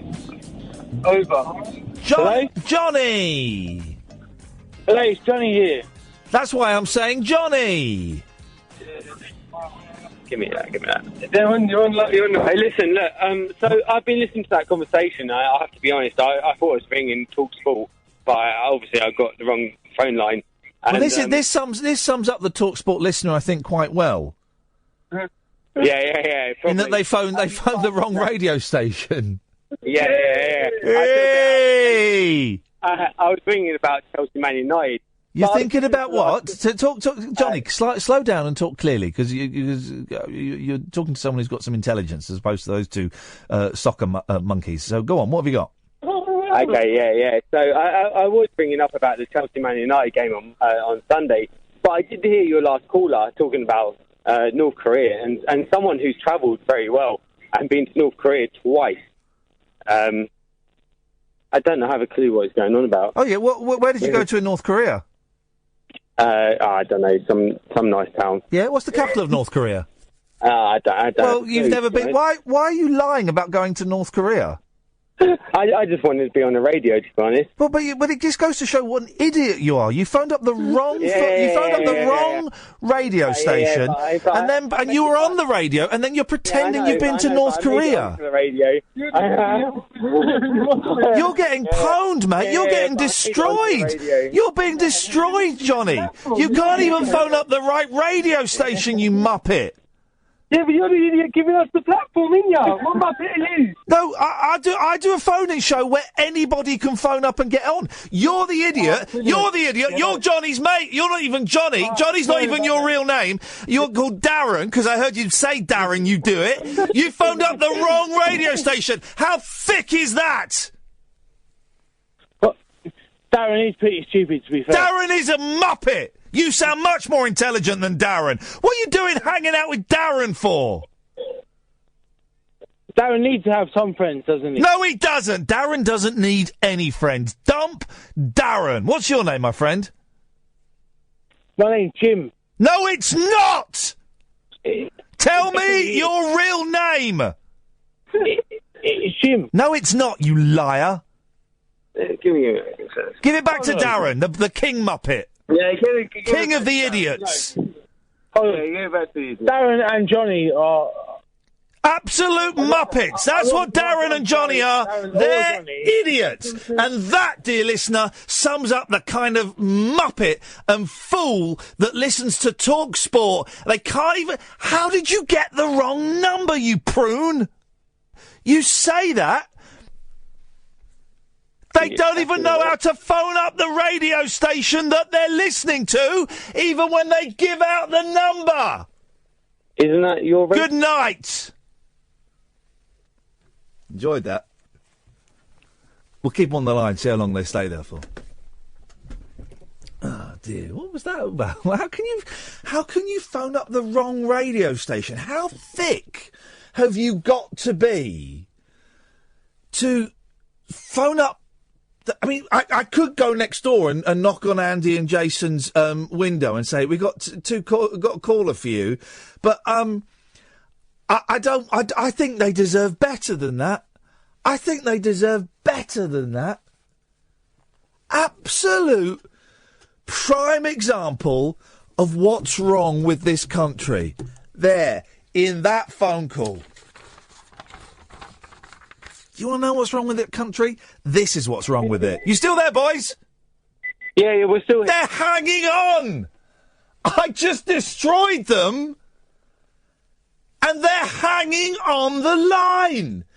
That's why we're leaving Europe. That's why Britain is broken. It's these guys. Guys? What do you mean? What do you mean? There we go. You're still there. They won't go. They won't go. Pretending they're called Johnny.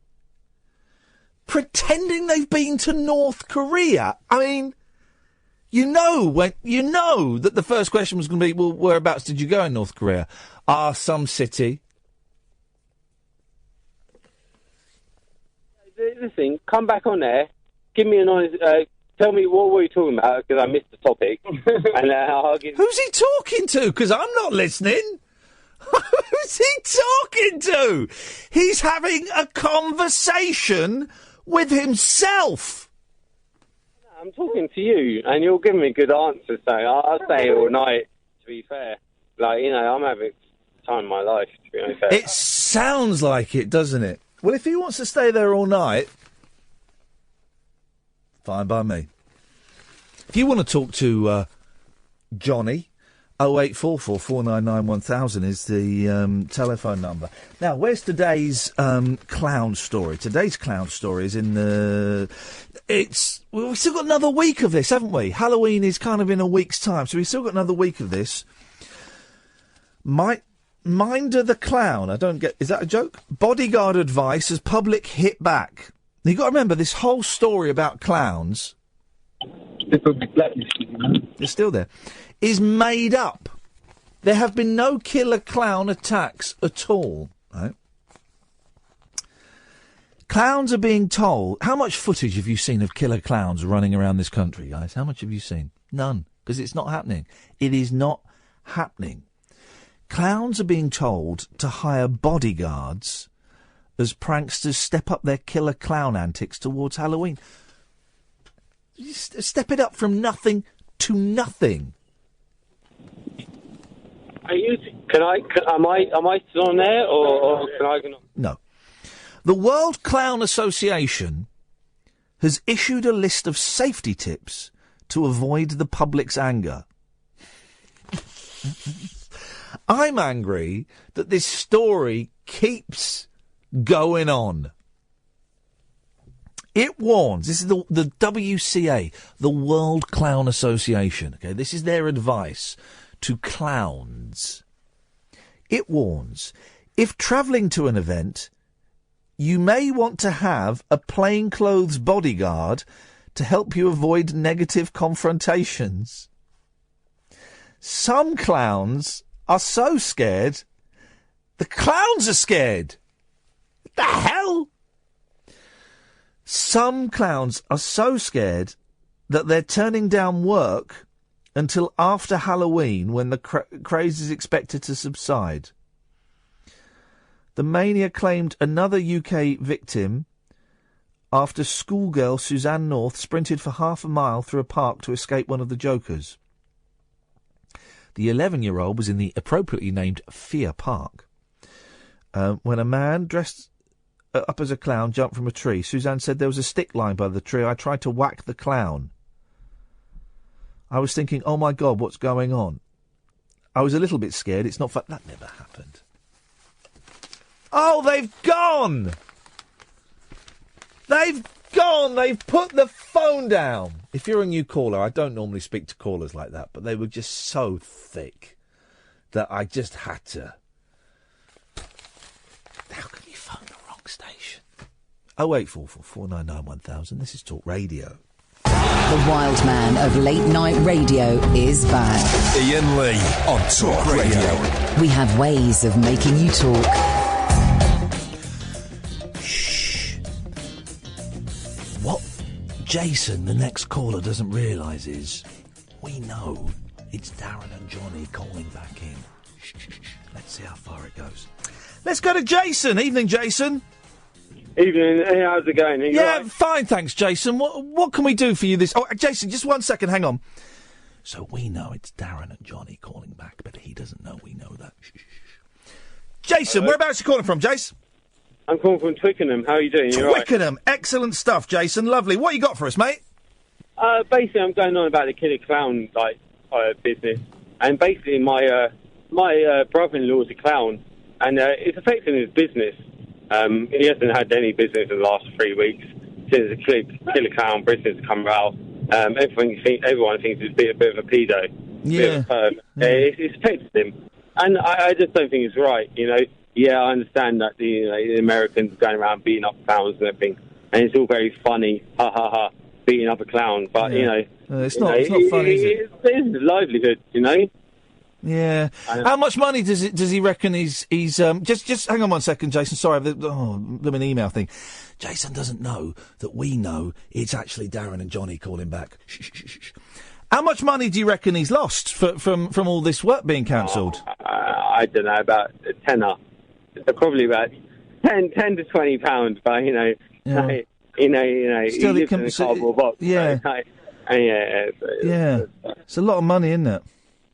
We love your show. Well, yeah, we love your show, by the way. Just remind me. So, hang on a second, Jason. What's my name? I don't know. I don't pay that much attention. No. Can I speak to Darren? Yeah. Hold on, Darren. Here you go. Hey, mate. You absolute prune. Is that the best you and your mates can do? Really? Is that the best you can do? You've got a national radio station, and the best you can do is pretend you've been to North Korea and then pretend that your brother-in-law is a clown. Is that really the best you can do? You make me want to puke. I was doing prank calls before you were born, and they had wit, they had colour, they had imagination and intelligence to them. They would often end on a swear word that I'd snuck in because the host wasn't paying attention because I'd won them round. You guys, you're wasting an opportunity. My mum told me not to swear on national name public, so... Amateurs! Absolute amateurs! You've let your mum down. You've let the audience down. You've let yourselves down. You've let down a long, noble line of prank callers. People have died to be able to phone up a radio station and pretend to be a Swedish fisherman.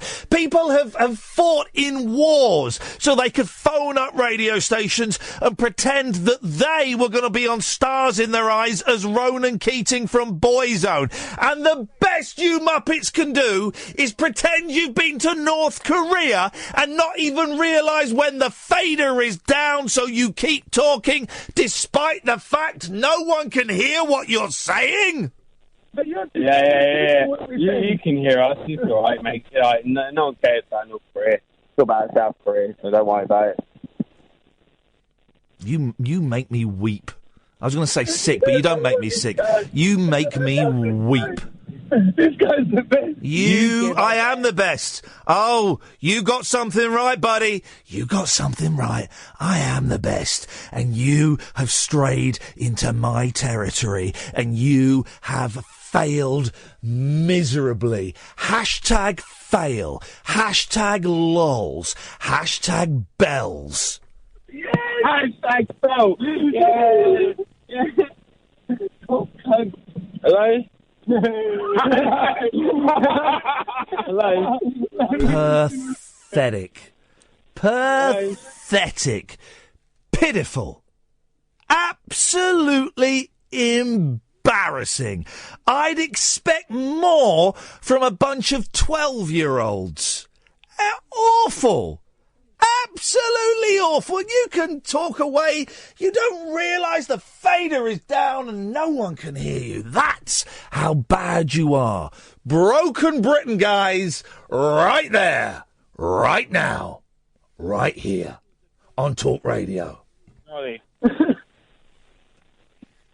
Hello? You hang up. Hello? Sorry, we won. He was the right man. I'm going to listen to his show now. That was brilliant. He just started going, for no reason. I think you love it. Hello? Oh, you're lonely.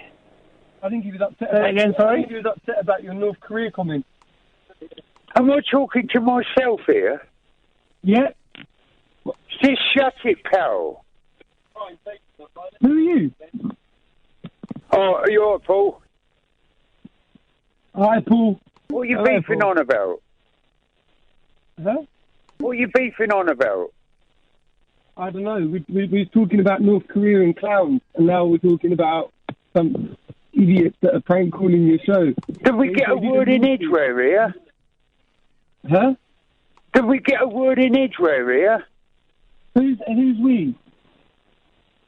Have I won? Who's we? Who's that? Hello? Yes. We're listening. Just shut it, pal. What? Why? Are you real? Why are you being aggressive for? We're not aggressive. Who the hell is Ginger Baker? Who? Who the hell is Ginger Baker? Ginger Baker? I like the mushy peas. Let me talk to him. Are you real? Hello. Look, listen, you're talking to Darren, who called up first. Give me a Just topic shut and I'll it, talk to pal. you. Give me a topic and I'll talk to you about it. The guzzler. We want to be your friend. We don't want to make enemies of you. We like you. Oh, down in the garden. No. All seriousness, my name's Darren. I'm calling from West London. Twickenham. Who's that? And I Who's have. that? Pardon? Who's that? This is Darren. This is who called up first. Who, you? Yeah. Am I talking to myself here? No, you're talking to Darren. Are you real? I am real, yeah. Please don't go. Listen, look. Please don't go. Admittedly, listen. Admittedly, we rang Just up... shut it, pal. Pardon? Just shut it, pal. I don't understand what that means. Flipping it. I don't understand what that means either. Yeah, I know it is now. I don't understand. I don't understand what you're trying to get at. What are you beefing on about? I don't know. Give me a topic and I'll give you an answer. Dear. What a radio program this is. Listen, look. We admittedly we rang up as a prank, but now if you give me a topic, I'll give you an answer. I watch Question Time. Oh yeah. I watch Question Time. Listen, I watched it last night as well, and I had a lot of answers for the. I agreed a lot with the Greek guy. Yes, Alan. Hi, Ian. I was wondering, is it set to air at midnight? Tarek, you got. I mean, that's what we're dealing with. Idiots who don't even know when they're talking to recordings. Do you know what I mean? We'll leave them there for a little bit, shall we? Let's go to Sam. Evening, Sam. Sam. Hello. Hello? Hello. Hello? Hello. Come off speakerphone, for goodness sakes. Oh, sorry. Speakerphone is awful. Sorry. That's all right. What you got for us, Sam? I just want to talk to you. Oh, God, the feedback is really bad. Hang on. The tear gas? I wish. No, the feedback. Okay. Well, we'll turn your whatever listening device off that you have, or move away from it. Then my phone. Everything else is off. Hang on a minute. If I do this, sometimes this clears the line. Is that better? Is that better? I can still hear myself. Hang on a minute. Is that better? No. No? No, I can still hear myself. Oh, well. Oh, well, never mind, hey? Oh, well, never mind. What's wrong, Sam? You sound a bit down. Down? Oh, no, not at all. Hey, what's right, Sam? You sound really up. I like up. Up is better. What have you got for us? Nothing interesting. Oh. Just like you. Big fan. Well, want to talk to you? Thank you, Sam. You're very kind. Whereabouts in the United Kingdom are you calling us from? Surrey. From Surrey? Oh, very posh. Oh yes. Yes. And what are you doing this evening then? Why are you listening to this rubbish at 10 to midnight on a Friday night? Well, we don't normally. We normally listen to it on podcast. Oh. Who's? Oh, yeah. Who's that in the background? Did you hear that? Yeah, all I heard was... He's your fan. He's your biggest fan. And he got me to call up. Actually, he wants to talk to you more. Here we go. Me. Here we go, Sam. Can I pass you over? I don't want to talk to him. Do you not? I don't. I'd rather talk to you. Oh, I am the better half. Yeah, of course you are. Yeah. That's obvious. Yeah, of course. And I like the fact that you're not a fan at all. Oh, no, I know. I do enjoy you, but easy guy. So I'll listen to anything's good and fun. I think you're a laugh. Oh, well, so yeah, I've been called worse. What you got planned for this weekend, Sam? Oh, he's working all weekend, so I'm going to go shopping, do a bit of cooking, girl time. You know. If I were to say, hey, ladies, if you're looking forward to shopping and cooking this weekend, I would be branded an old sexist, but that's actually what you're going to be doing. It actually is. Wow. It's quite bad. Wowzers. I love it. I absolutely love it. But you're not meant to love it. We're told that women don't love those things, and that it's society has imposed these things on you. But you love shopping and cooking. Love it. But I'm a career woman, so Monday to Friday I am busy doing my work. I've been studying for the last 6 years to be where I am. Oh yeah. And now I don't have to study, so it's like great. I can go shopping. What are you, a lawyer? Cook. No, accountant. Oh, God. What? Yeah. Now, listen, you sound full of life, right, and full of spunk, and I mean that in the nicest possible way. Why accounting? Because, you say accounting, and every accountant that tells me they're an accountant, they go, yeah, boring. Why accountancy? Oh, I don't know. I used to be a chef, though, so you can't... Oh, okay. I can't say that. Yeah, I used to be a chef. I trained at Westminster. Yeah. 3 years as a chef. But decided that food wasn't the way forward. Oh, no, health problems. Oh, really? Oh, okay. Couldn't stand in a kitchen. Oh, okay, that must have been... I had to find another level, another kind of way forward. And there's no such... Here's the thing. We can invent this, Sam. We can make a fortune. Yes, let's go. Why are there no sitting down chefs? There should be. I keep saying that. Yeah. Although I spoke to a Canadian chef recently, and it's law that they have to have these rubber mats in the kitchen to help with their back and posture. What do you mean? What, rubber mats? Yeah, so the flooring has to be lined with this like rubber material. How does? Hang on a minute. What? So that their posture is better? It kind of helps them, kind of supports their back. No. It's not more of a yes. They have made somewhat. A Canadian has wound you up. That's not. No, a thing. She was a professional chocolatier. She knows what she's doing. They have rubber floors. So that Ottawa and Toronto, she teaches. But how would I'm standing up. How would a rubber floor? Because it's softer. You got to think if you're standing on rubber or standing on concrete for probably 8 or 9 hours. They could just make the floor out of trampoline. Have you been to those places? Oh, yes. Have you been to those places that are opening up everywhere now on trading estates? It's for kids. It's modern soft play, and basically the whole room. That's what Jonty wants to go to. Yes, it's like like a trampoline. The whole room is trampoline. The walls are trampoline. The floors are trampoline, and they have like pugil stick battles on trampoline. It's brilliant. It looks amazing. You haven't been, but we need to. It looks amazing. Have you got kids? No, not yet. I don't know, because I've got kids, and so we go to lots of parties, kids' parties. It's kind of fashionable having there. I don't... there's no reason why adults couldn't go on their own.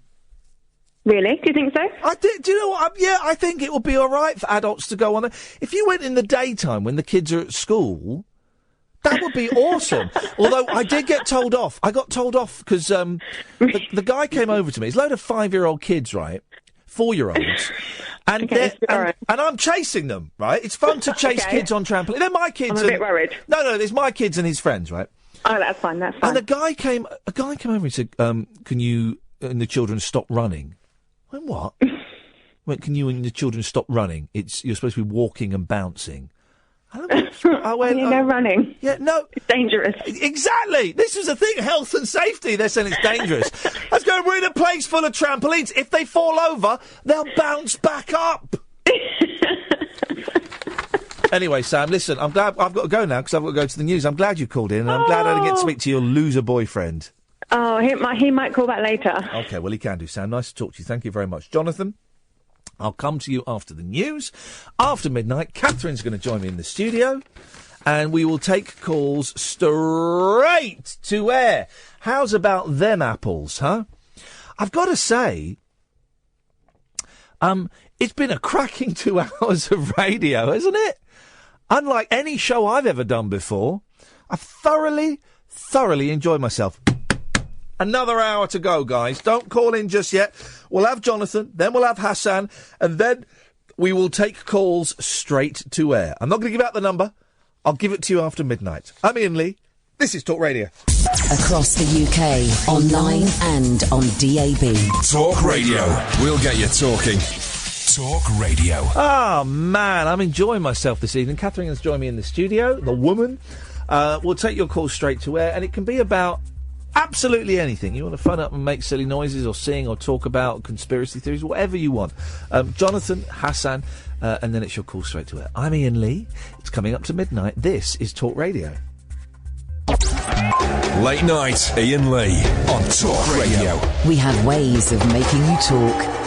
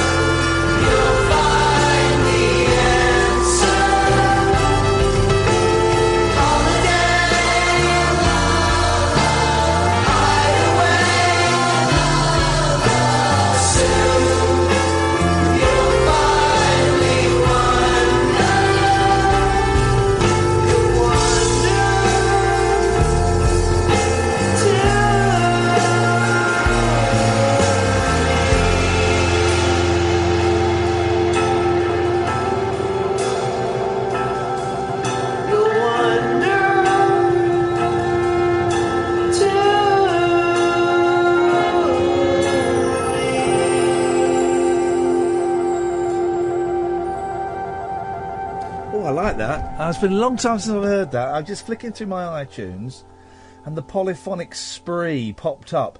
It's the only album I've got, and they've done loads of albums. They did a concert in Birmingham recently where they joined the Monkees on stage and sang a song with them at the end, which would have been wonderful to be at. They're a weird-looking band. There's about 20 or 30 of them. I think the number fluctuates, and they all wear white robes. And we had them on a breakfast television show I did years and years ago. And we started the show at 6 o'clock in the morning with these people all just stood in a line around the studio. It's me and Edith Bowman. And they just started singing, and it was just the most glorious way to start a morning. It was wonderful. Well, I might have a little bit of Polyphonic Spree over the weekend. Right, Jonathan and then Hassan, and then we'll take calls straight to air. Hang on, someone's calling in, and I feel I should. Let me just take this call. Yes, line 1, you're on the wireless. Ian, how you doing? You okay? Yeah, good, thank you, boss. What you got? You spoke to my fiancée earlier. I don't what? You spoke to my fiancée earlier. Oh, blind. Sam's boyfriend. Flipping at the boyfriend. You know, the guy you called a loser. Yeah, your boyfriend's called her and this is tense. Yes, boss. Ian, just because she's 20 years younger than me doesn't mean you can manipulate her. Oh, look at you. You had to get that in, didn't you? Oh, manipulation. Well, you had to get. So, how old are you then? 60? Oh, that was. No, hang on. That was. No, hang on. That was rude. The wrong way. I didn't mean that. Oh. No, I didn't mean that. Well, hang on a minute. But she was a chef, and then she stopped chefing. Ian, backtrack. He's digging. She was a chef. Yes, and then she's an accountant. But she trained for 6 years. I'm trying to do the maths. She trained for 6 years to be an accountant, so she's got to be at least 30. Oh, touching on 30. She's 20. Not she, Samantha. Oh, you are so out of touch, mate. You are so out of touch. So you're 49. You're not wrong. Yeah. Really. No, you are wrong. You are wrong, Ian. You are wrong. What have you been going? Why is everyone drunk tonight? Friday night. That's what happens. Everyone's drunk. You've got to laugh like Sid James. Yes. 45. What? 45. You're 35 and she's what? 45. Oh, 45 and Samantha's 20. You've literally... Listen, why don't you call back when you've sorted out your relationship? Good job she's the accountant, because his maths is pony, isn't it? Jonathan! Thanks, Ferns. Jonathan's gone back to 1979, yes. I'm sat outside trendy Google headquarters in King's Cross. Is there a message you'd like me to send to them? You're sat outside where? Well, I've been on a night out, right? And it's quite He's a trendy drunk night as out. well. Everyone's drunk. Drunk. I'm sorry. It was a trendy London cocktail bar, and I'm now sat outside Google headquarters in London. And I feel like I should do something, but I don't know what I should do. You should Google them. But today, right, I realised I'm not trendy. I'm not that old. Come on, Jonathan. Jonathan, listen, mate, without being rude, I could have told you that from day one. What? That is a bit rude. No, it's not. You're not trendy. You're okay. You're a short... Can I, do you want me to be honest or should I hold back? Be honest, let's do this. You're a short, geeky, bald man that phones up me. There's nothing in there that's trendy. You're nice. You're nice. You're a good spirit and a good soul and a good sport, and I always enjoy your calls, but you're not trendy. Well, I realised this today at the London Cocktail Bar, and they're all doing their cocktail dances, and they've got these lights, and they move them forward, and water falls over you, and I was enraged. I was just like, I was just trying to think of a drink I wanted. Second of all, they poured water over you in a cocktail bar. Yeah, it sounds weird. That's not trendy, that's bullying. Well, I wouldn't be up for that. Anywhere where you go and your clothes come back damaged, and that to me is a bad evening. So that and phone parties out. Yeah, phone parties, sweet lord.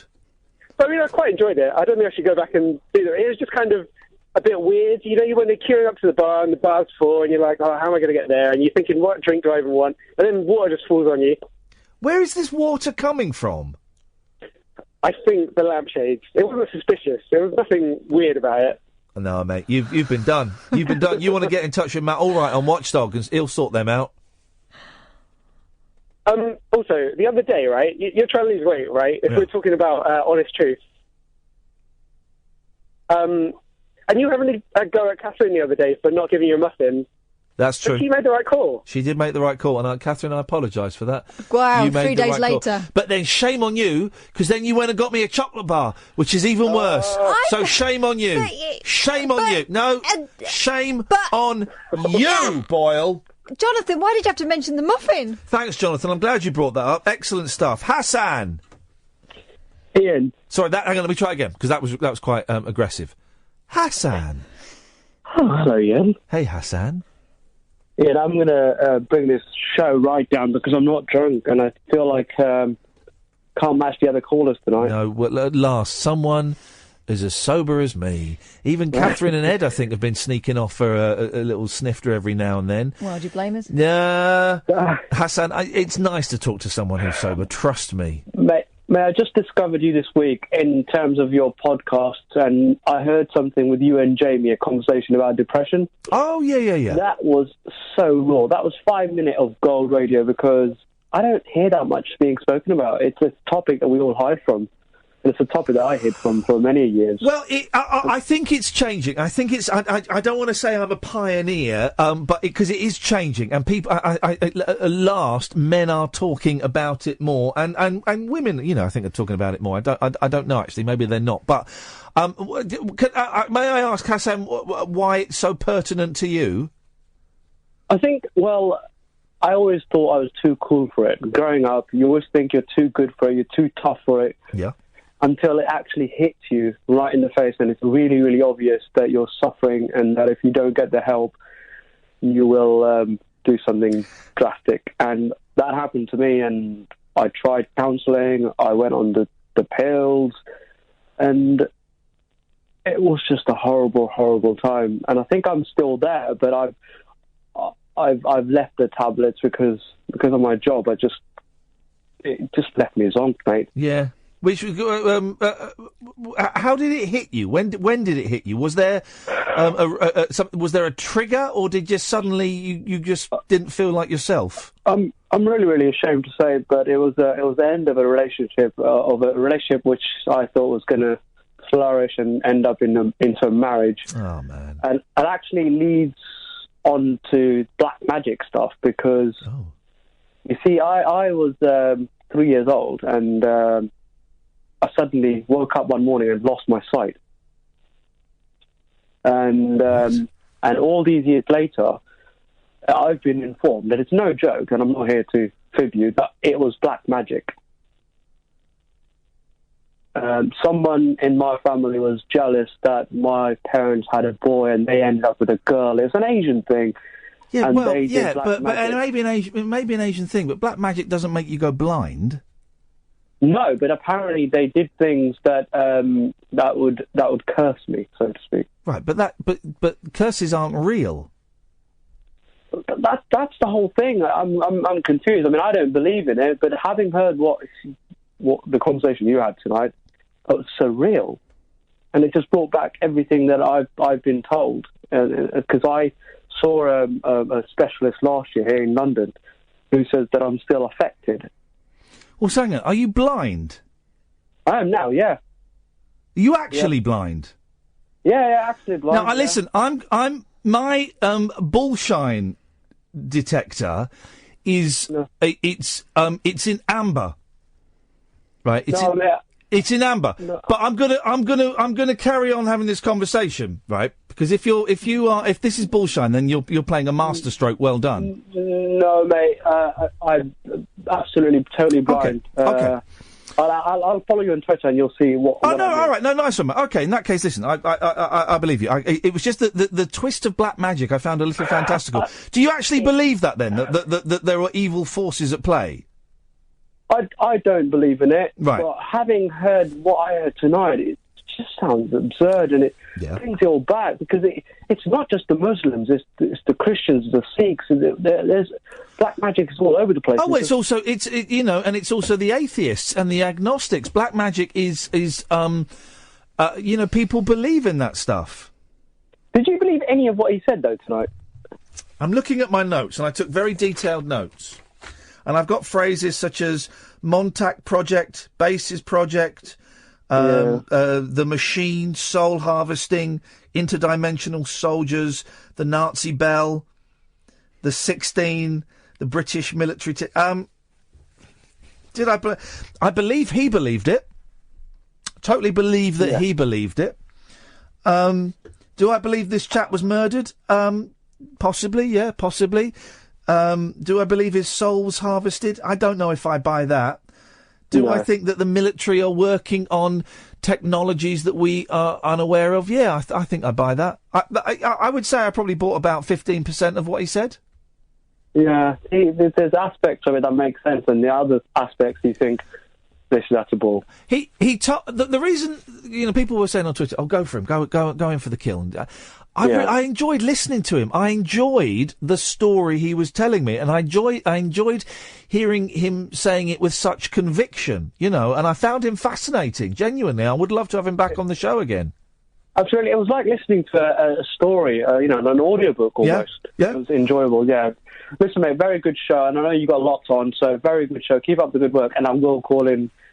Nice one, man. I look forward to hearing you again. And if you are genuinely blind, I apologise for doubting you, but you can understand. Mate, I understand the callers you've had tonight. You can doubt everything. You know it, man. No, I've got a question. Hassan, nice to talk to you. Thanks for calling. Take care. Bye. Take care. I believe him. My bullshine detector has gone from amber down to green. I'm taking him at face value. Are you? Yeah. Yeah. It was just the introduction of the black magic came as a bit of a surprise, really, and the conversations didn't seem quite as as expected. But if someone's been listening for a week, what would prompt them to ring up? Hearing something like that might do it. That's what I think nice you were trying Hassan. to say. Hassan, I hope we get to talk again. I hope we get to pursue things a little bit more. We'll take a break, then we'll take your call straight to air. Late night, Iain Lee on Talk Radio. We have ways of making you talk. Friday night, I keep forgetting to do this, so we're getting back in the habit of the last hour of the night, taking calls straight to air. Let's go to line one. Line one, you're on the wireless. Oh, good evening. Good evening. Well, I'm just ringing. I'm presuming it's open night tonight. Open night? Yes, open night. It's open night tonight. I know it's an open mic night here. Well, Kyle. It will be. Good evening, Kyle. We're being very... Evening, why are we being right? so formal? This is a very formal, I'm going to say slightly awkward conversation we're having, Kyle. Well, I didn't mean it to be. I was only ringing, really, because... It's open night, Anything goes. I was just ringing because because this makes 545. What? Because I didn't realise that I'd managed to ring up every night this week and get on. Oh, well, you know what you win then? Oh, you're going to cut me off, aren't you? No, I'm not. You win a life. You win an actual life. We'll put it in a jiffy bag and we'll get it sent out to you next week. Oh, brilliant. Oh, somebody did say to me, by the way, I didn't realise you were doing the show from Macclesfield in a few weeks. Oh, it's a week Monday, the 31st. We're doing it from the... Bait Inn. Bait Hall. The Bait Hall pub in Macclesfield on Halloween night. It's a very, very haunted pub. And people... I mean, I don't know if we're actually going to be broadcasting in the pub itself or whether we'll be upstairs. We need to find out where the Wi-Fi is. Yeah, I imagine it'd be upstairs. Yeah, but, I'm sure Kath will be nipping down for a... Flipping a shandy every now and then. Are we allowed to come down? Yeah. People are allowed. It's a boozer, so people are more than welcome to come down. I've got no idea what the setup is going to be, but we will make sure if we are broadcasting upstairs, we'll make sure that our presence is felt downstairs. We'll make sure that one of us is downstairs for various parts of it. So everyone's welcome. I imagine we'll be getting there about 9:30, something like that on the Monday night. So it'd be nice to see you. Oh, excellent. Well, I'll look forward. I'll pencil that in then. Nice one, Kyle. Drinks are on Kyle. Woohoo! Oh, no, not for that. Thank you. You're very welcome. See you then. Ta-ta. 0844 499 1000. Line 2, you're on the wireless. Oh, jeez. That's you, line 2. With the radio on in the background. How come there's not such a big delay? 1, 2, 3, 4. 3 seconds. Oh, he's listening on Periscope, that's right. OK, well, should we break the magic? Alan, it's you prune! Hello? Oh, for goodness sakes. Line 1, you're on the wireless. Hi, Ian. This is Ian from France here. Oh, hello, Ian from France there. How are you doing? I'm good, thanks, yeah. I'd like to sing a song in French if I could. Yeah, fair play. Well, let's see if you can. Uh-oh. Well, can you get YouTube as a backing track for me? Well, I can't because there will be a slight... there will be a really weird delay, so you'd sound out by about half a second. Oh, I can't do it then. Well, no, you could... Why can't you do it Acapulco? Oh, because it... OK, let me try. La vie est plus grand que toi et tu n'es pas moi. Les langues que j'attendrai, la distance dans tes yeux. No, this is Losing My Religion in French. Oh, exactly. A very, very good, Catherine, yes, exactly. How's the French? 20... C'est bon, John. 25 years since that song was released. 25th anniversary of that song and that album being released. Is that your own translation, Ian? No. I found it. I found a translation online and just tweaked it so it actually fits, so it scans better. Exactly. Just about works, doesn't it? Nice one. Just about works. Yeah. How's the evening gone, guys? It's been a cracking show, mate. Weird. It's been a really weird show. It's been unlike any show I've ever done before. Yeah, I've heard you say that. I've dipped in and out, but I haven't heard everything. Oh, it's been a good one. Here's the thing, guys. By the way, the full-length podcasts are gone for the moment, right? But you can listen to the entire show again on the Talk Radio website. Now, I said I would look into this week, and I would tell you how to do it, and I haven't. I think if you go to the Talk Radio and go to the schedule and find my name, you can listen to the whole show there. But I'm going to do it this weekend, and I'll talk you through it on Monday and how you can listen to the whole show via the Talk Radio website. Okay? But so it's great to hear such kind of diverse and weird radio. You know, you say quite often, Ian, how kind of dull and trite and boring and predictable radio is in general. The reason people tune into this show is because it's bonkers, isn't it? You know? I think so. I really think so. And I doubt my powers from time to time, but actually, this week the shows have been blinding. I think absolutely brilliant, and I'm really proud of them. So, Leanne, listen, I'm going to move on. Thank you very much. Hassan has got in touch, and Hassan is a blind gentleman. Official. It is official. Hassan can't see nothing. Hassan, thank you, and apologies for doubting, but the conversation was jumping slightly wildly. So, well, and as you said, the night we've had tonight, we don't take anything for granted. So Hassan, call in again soon, because I'd like to chat more about some of the stuff what we done talk about. Because it was interesting, and I'm also, let me know how you say you found me via the podcast. How did you? I know we've been a new and noteworthy again on iTunes. Was it that, or did someone recommend it, or did you listen to Adam Buxton or something? I'd be keen to know. Call straight to air, line 2. You're on the wireless.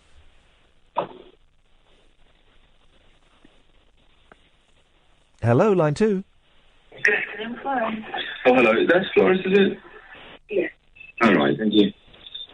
Excuse me, I suppose I'm in the chapel breast at the moment. Are you wanting to deliver flowers? A spay? I want a spay. Yes. And when is it for? Sorry, you have to excuse me, I'm slightly distraught.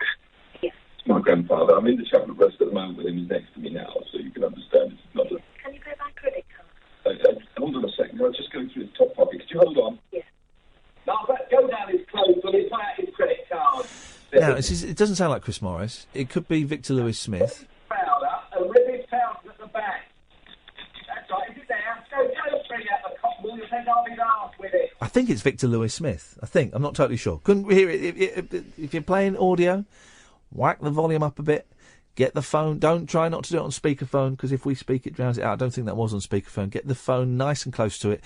It's worth doing if you're going to play some audio, a little test on a friend. Just phone a friend up, play it down the phone, and say, "Can you hear that? Does that sound all right?" 0844 499 1000. It's Talk Radio. Uncut after-hours conversation for the up all night generation. Late night Iain Lee on Talk Radio. We have ways of making you talk. Let's try line 3. Line 3, you're on the wireless. Mikakaboo, mikakaboo, Catherine Bomb, mikababoo. It's for you, Kath. Hello? Mikakaboo, mikakaboo, mikakaboo, Alan Mabuga. I think it's losing my religion in Alanese. Mikakaboo, mikakaboo, no, I'm losing my religion. Told you. Thanks for calling, line 1. Let's go to line 2. Line 2, you're on the wireless. Oh, no, you're on the wireless now. Sorry, I had the fader down. Yes, boss. Hi. Hello? Hello? Yes, hello? Can you hear me? Just about. I think my phone's broke again. Yeah, not very well. Can you hear me now? Yes! Sorry, I'm drunk and it's your fault. Oh. Well, justify that comment before I take you to court for libel. It's not. Is it libel? Anyway, so... Yes, it is libel, not slander, you smug know-it-alls. It's libel. No, sorry, I know that. So I went to the pub for one pint and I put you on the old... I was streaming you via the app. Killing my data, I was. Yeah. I was enjoying myself so much, I thought I just have one more pint. Just I'm enjoying myself so much. This is the show. 9 pints later, I'm walking home with a chicken korma. Struth. Sounds beautiful. Isn't it? Well, we'll see. I'll regret it in the morning, won't I? Yes. Well, you never know. That's breakfast sorted as well. If you don't eat all that. I'll eat it all. Oh, trust me, I'm a real man. Good lad. Good lad. It's very windy where you are. Well, it will be even windier after that. You see the fool who's sharing that room. I got a little text today saying I've used up 80% of my monthly data on my mobile phone. It's truth. Is it this? No. It's because sometimes I'm in a place that doesn't have internet, and so I've just been using my phone as a, what do they call it? A teleport. Hotspot? Something like that. Just to check one email account, my Iain at iainlee.com email account, which I can't get on my phone for some reason. I'm on giffgaff because it's cheap, right? Because I don't want to upgrade my phone. It's just cheap. And I only got my monthly allowance 11 days ago. Flipping heck. And I've used 80% of me thing, so I'm going to have to spend another 15 quid. Or moderate your behaviour. What with that, and paying for a full day's parking, because I forgot to cancel the pay-by-phone parking, that's 13 quid. That's 28 quid. But, good news on the Cat Stevens.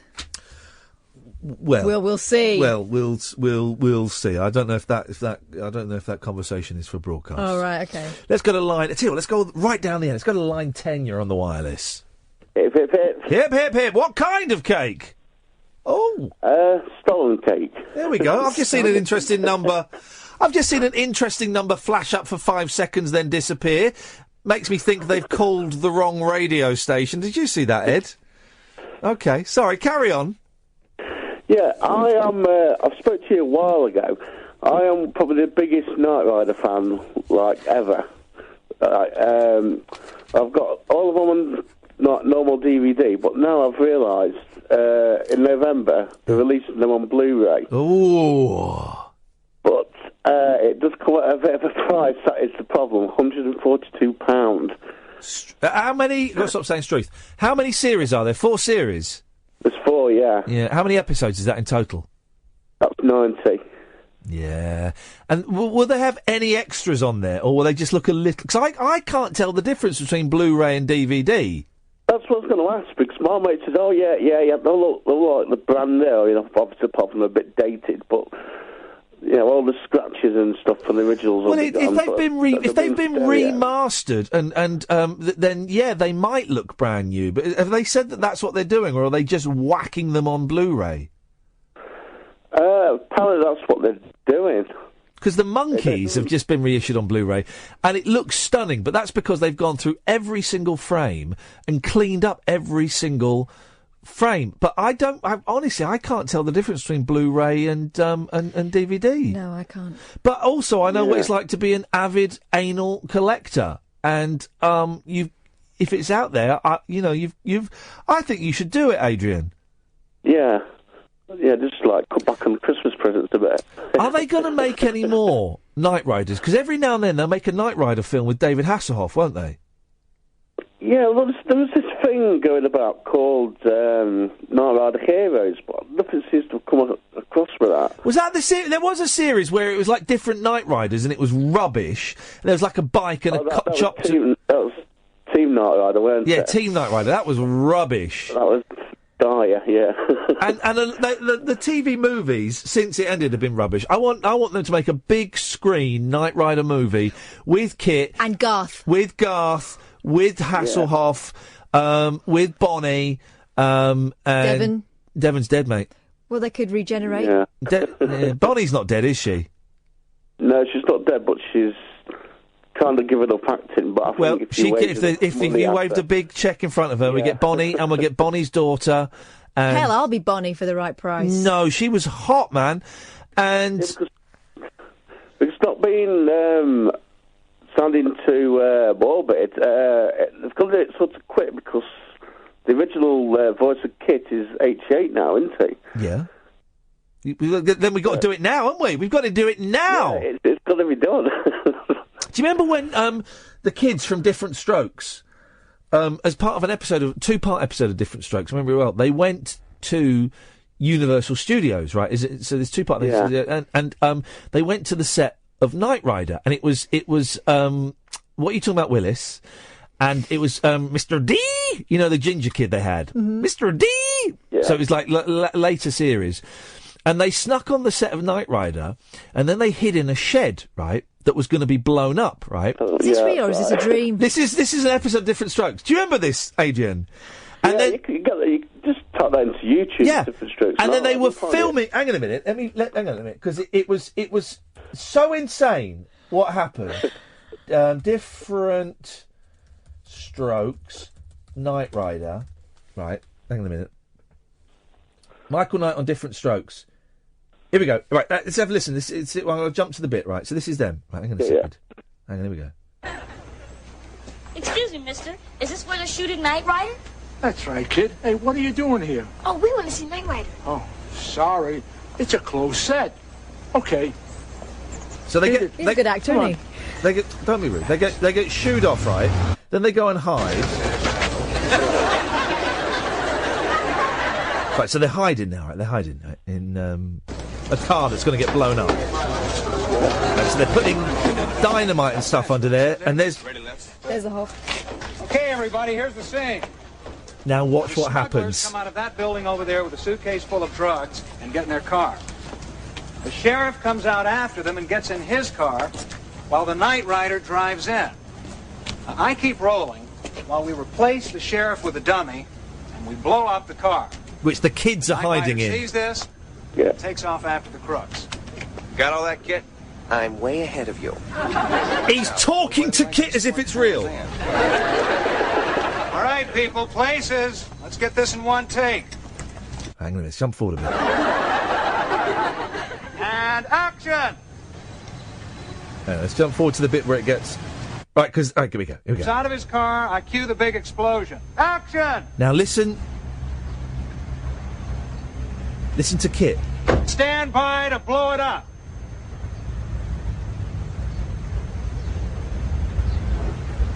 Hold it! Don't blow it! Oh, no, he saved it. I thought Kit saved them. I thought Kit went. Yeah, I thought that would have been better doing it that way. Yeah, how did Michael Knight see him from there? I'm sure Kit... Do you know what's happened there? That's the Mandela effect.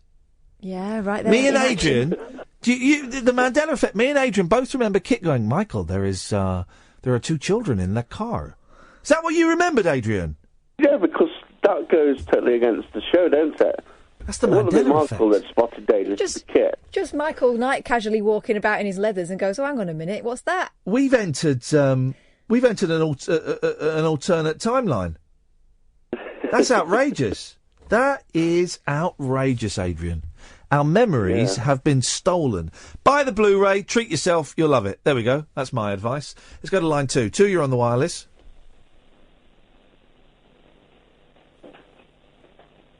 Hello?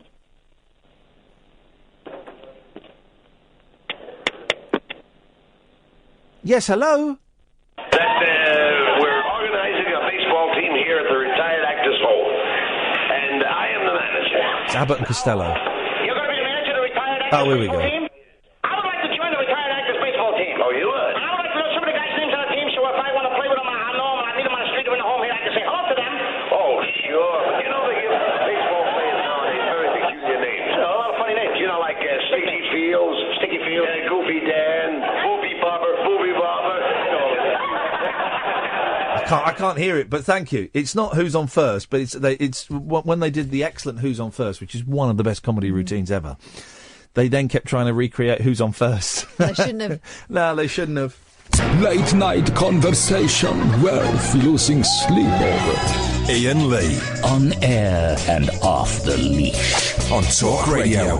We have ways of making you talk. Line 9, you're on the wireless. Hello? Bit louder, bit louder! Bit louder! Oh, it sounds good, but it's too quiet, unfortunately. Louder, louder, louder. Line 7, you're on the wireless.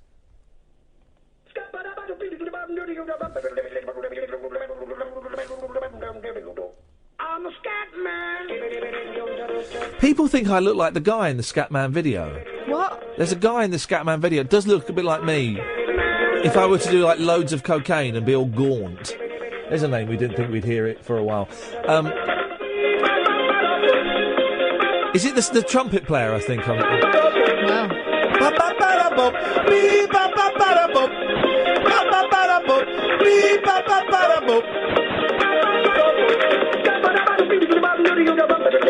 Isn't it weird that scat can mean this joyful, made-up noise singing, and it can also mean something quite horrific? Well, some people take pleasure in it. We're listening to our radio show from a few seconds ago. Oh. Go on. Get it. Cough it up. Might be a gold watch. Right. Okay. Oh dear. Oi. My ears are wet. Okay. Wow. Thanks for sharing. That was actually the most unpleasant call I've ever taken in my life. Line 4, you're on the wireless. Hello, is that Iain Lee? Yes, it is. Hello, Iain Lee. I listened last night to the radio. Yes. And I was listening to this really clever businessman talking about The Apprentice. Oh, yeah. Who was that?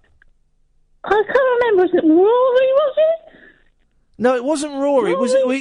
Was it Simon? I can't really remember.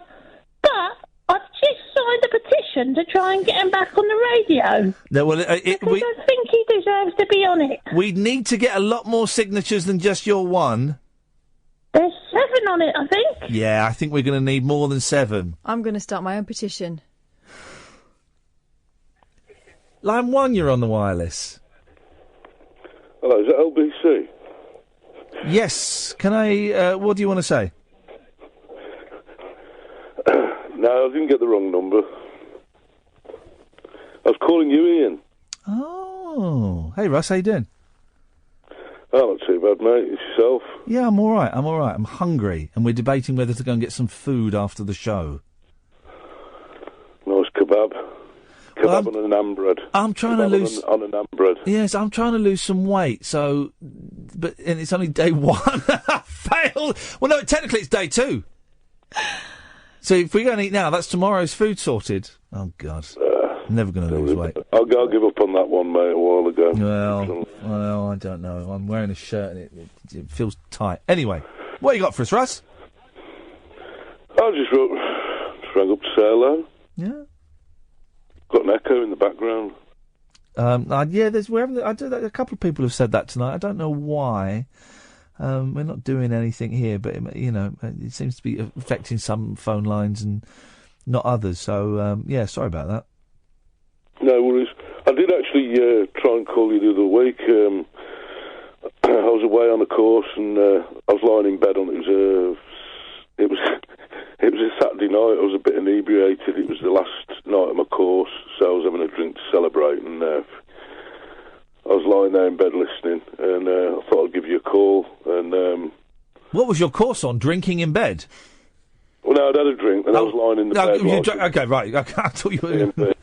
But it was a Saturday night, and I was listening to you. I'm not on Saturday. Oh no, they play the best ofs when because I was all confused, mate. I'd had a drink, and I rang up just before midnight, and then the news came on, so I hung up, and then something else came on. I thought, what's going on here? And then I realised. They put a best of because it's Anna Williamson. Is that it? She's having a baby. She's had a baby. By the way, guys, if the boss asked me, I'd come in and do another show for Mates Rates on a Saturday night. I'd come in and do a Mates Rates show.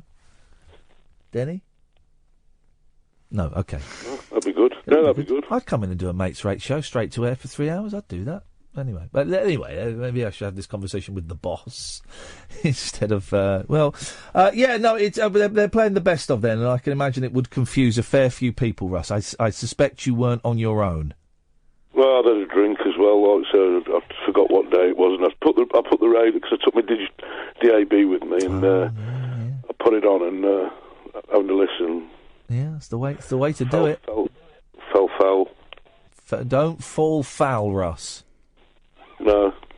I just want to give you a tinkle anyway, mate, say hello. And, nice one, man. It's good to hear your voice, Russ.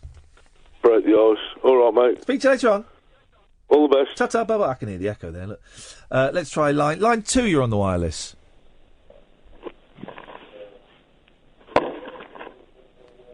The papers today are full of the news that 90s men feel emasculated and weak. I've come into London to find out. This is going to be embarrassing. 90s man has become more emasculated. Emasculated? I'm not sure what that means. I suspect I'm going to be a bit homophobic in a minute. You know what it means? More masculine? Are you Benny tied to a tree? No. Oh, Benny on the loose! Benny on the loose! Does fighting impress the girls? Some girls, possibly. Which kind of girls? Rough slappers or nice girls? Yeah. Do you find me attractive? Yeah. Now, if I do this...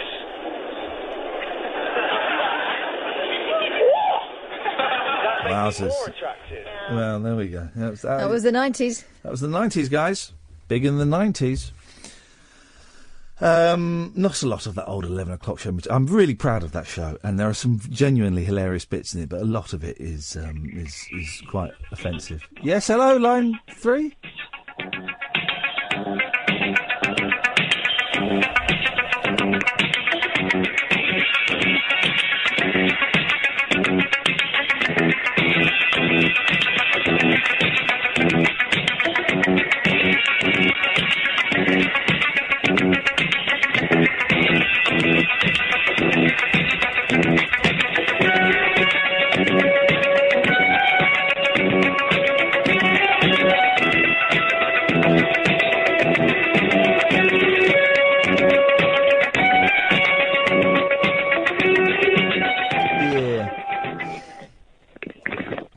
I was enjoying that.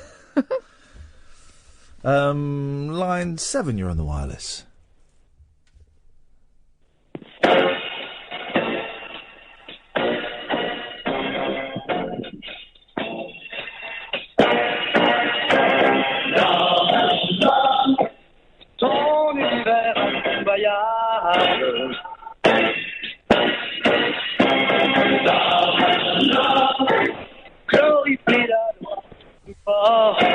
Thank you. Is that the Knight Rider theme in Arabic or something? No idea.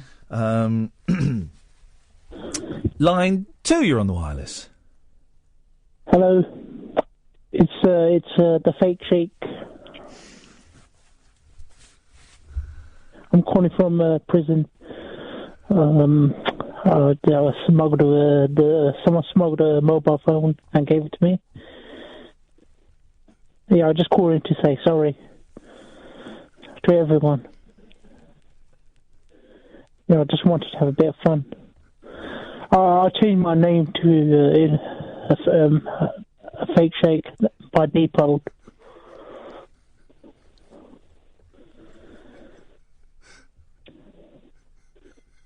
Yeah, that's all I wanted to say. Anyway, bye.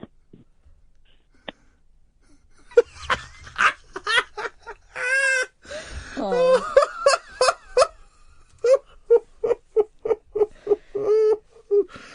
Oh, God, it's nice to know that she's still alive. Oh, I'm enjoying this tonight. I could do another hour, actually. Line 3, you're on the wireless. Hello?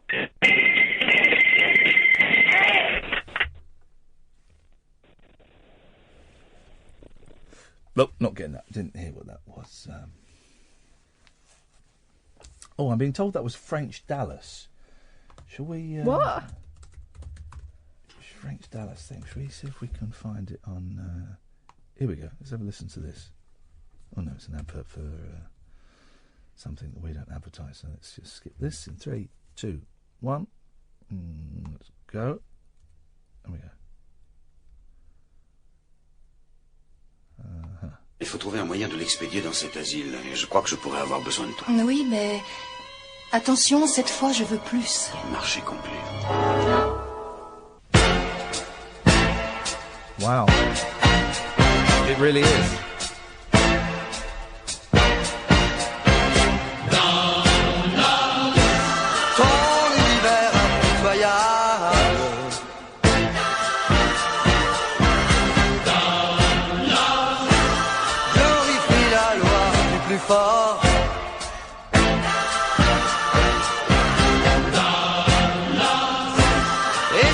And they are saying Dallas, are they? Dallas, yeah.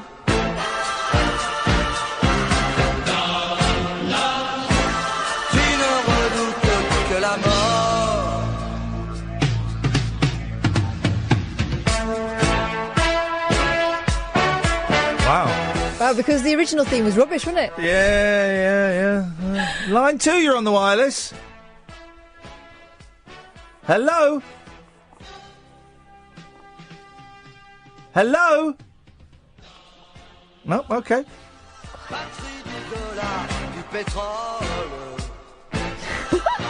Thinking about petrol. They're singing about petrol, are they? Yeah. Very literal. Strange old. Well, we've got 2 minutes if anyone wants to call in. But I'm quite happy with that. What a busy night on the phones. What a busy old night. Funny, isn't it?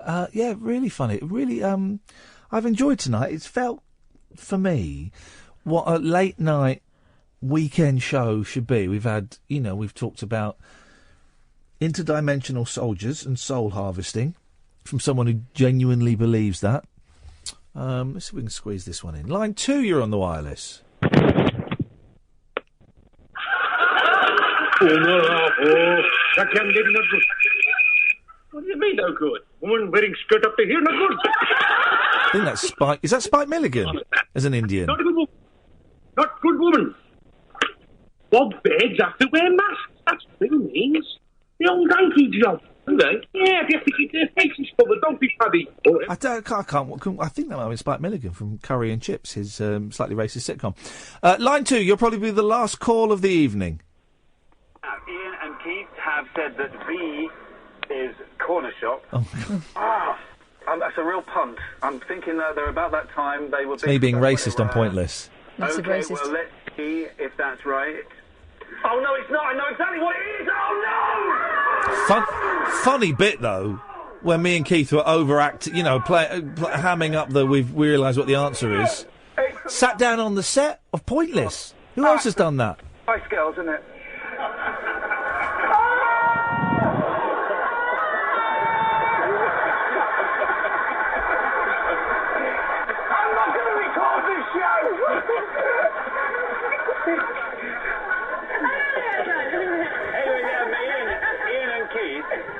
Let's just find out how many people went with corner shop.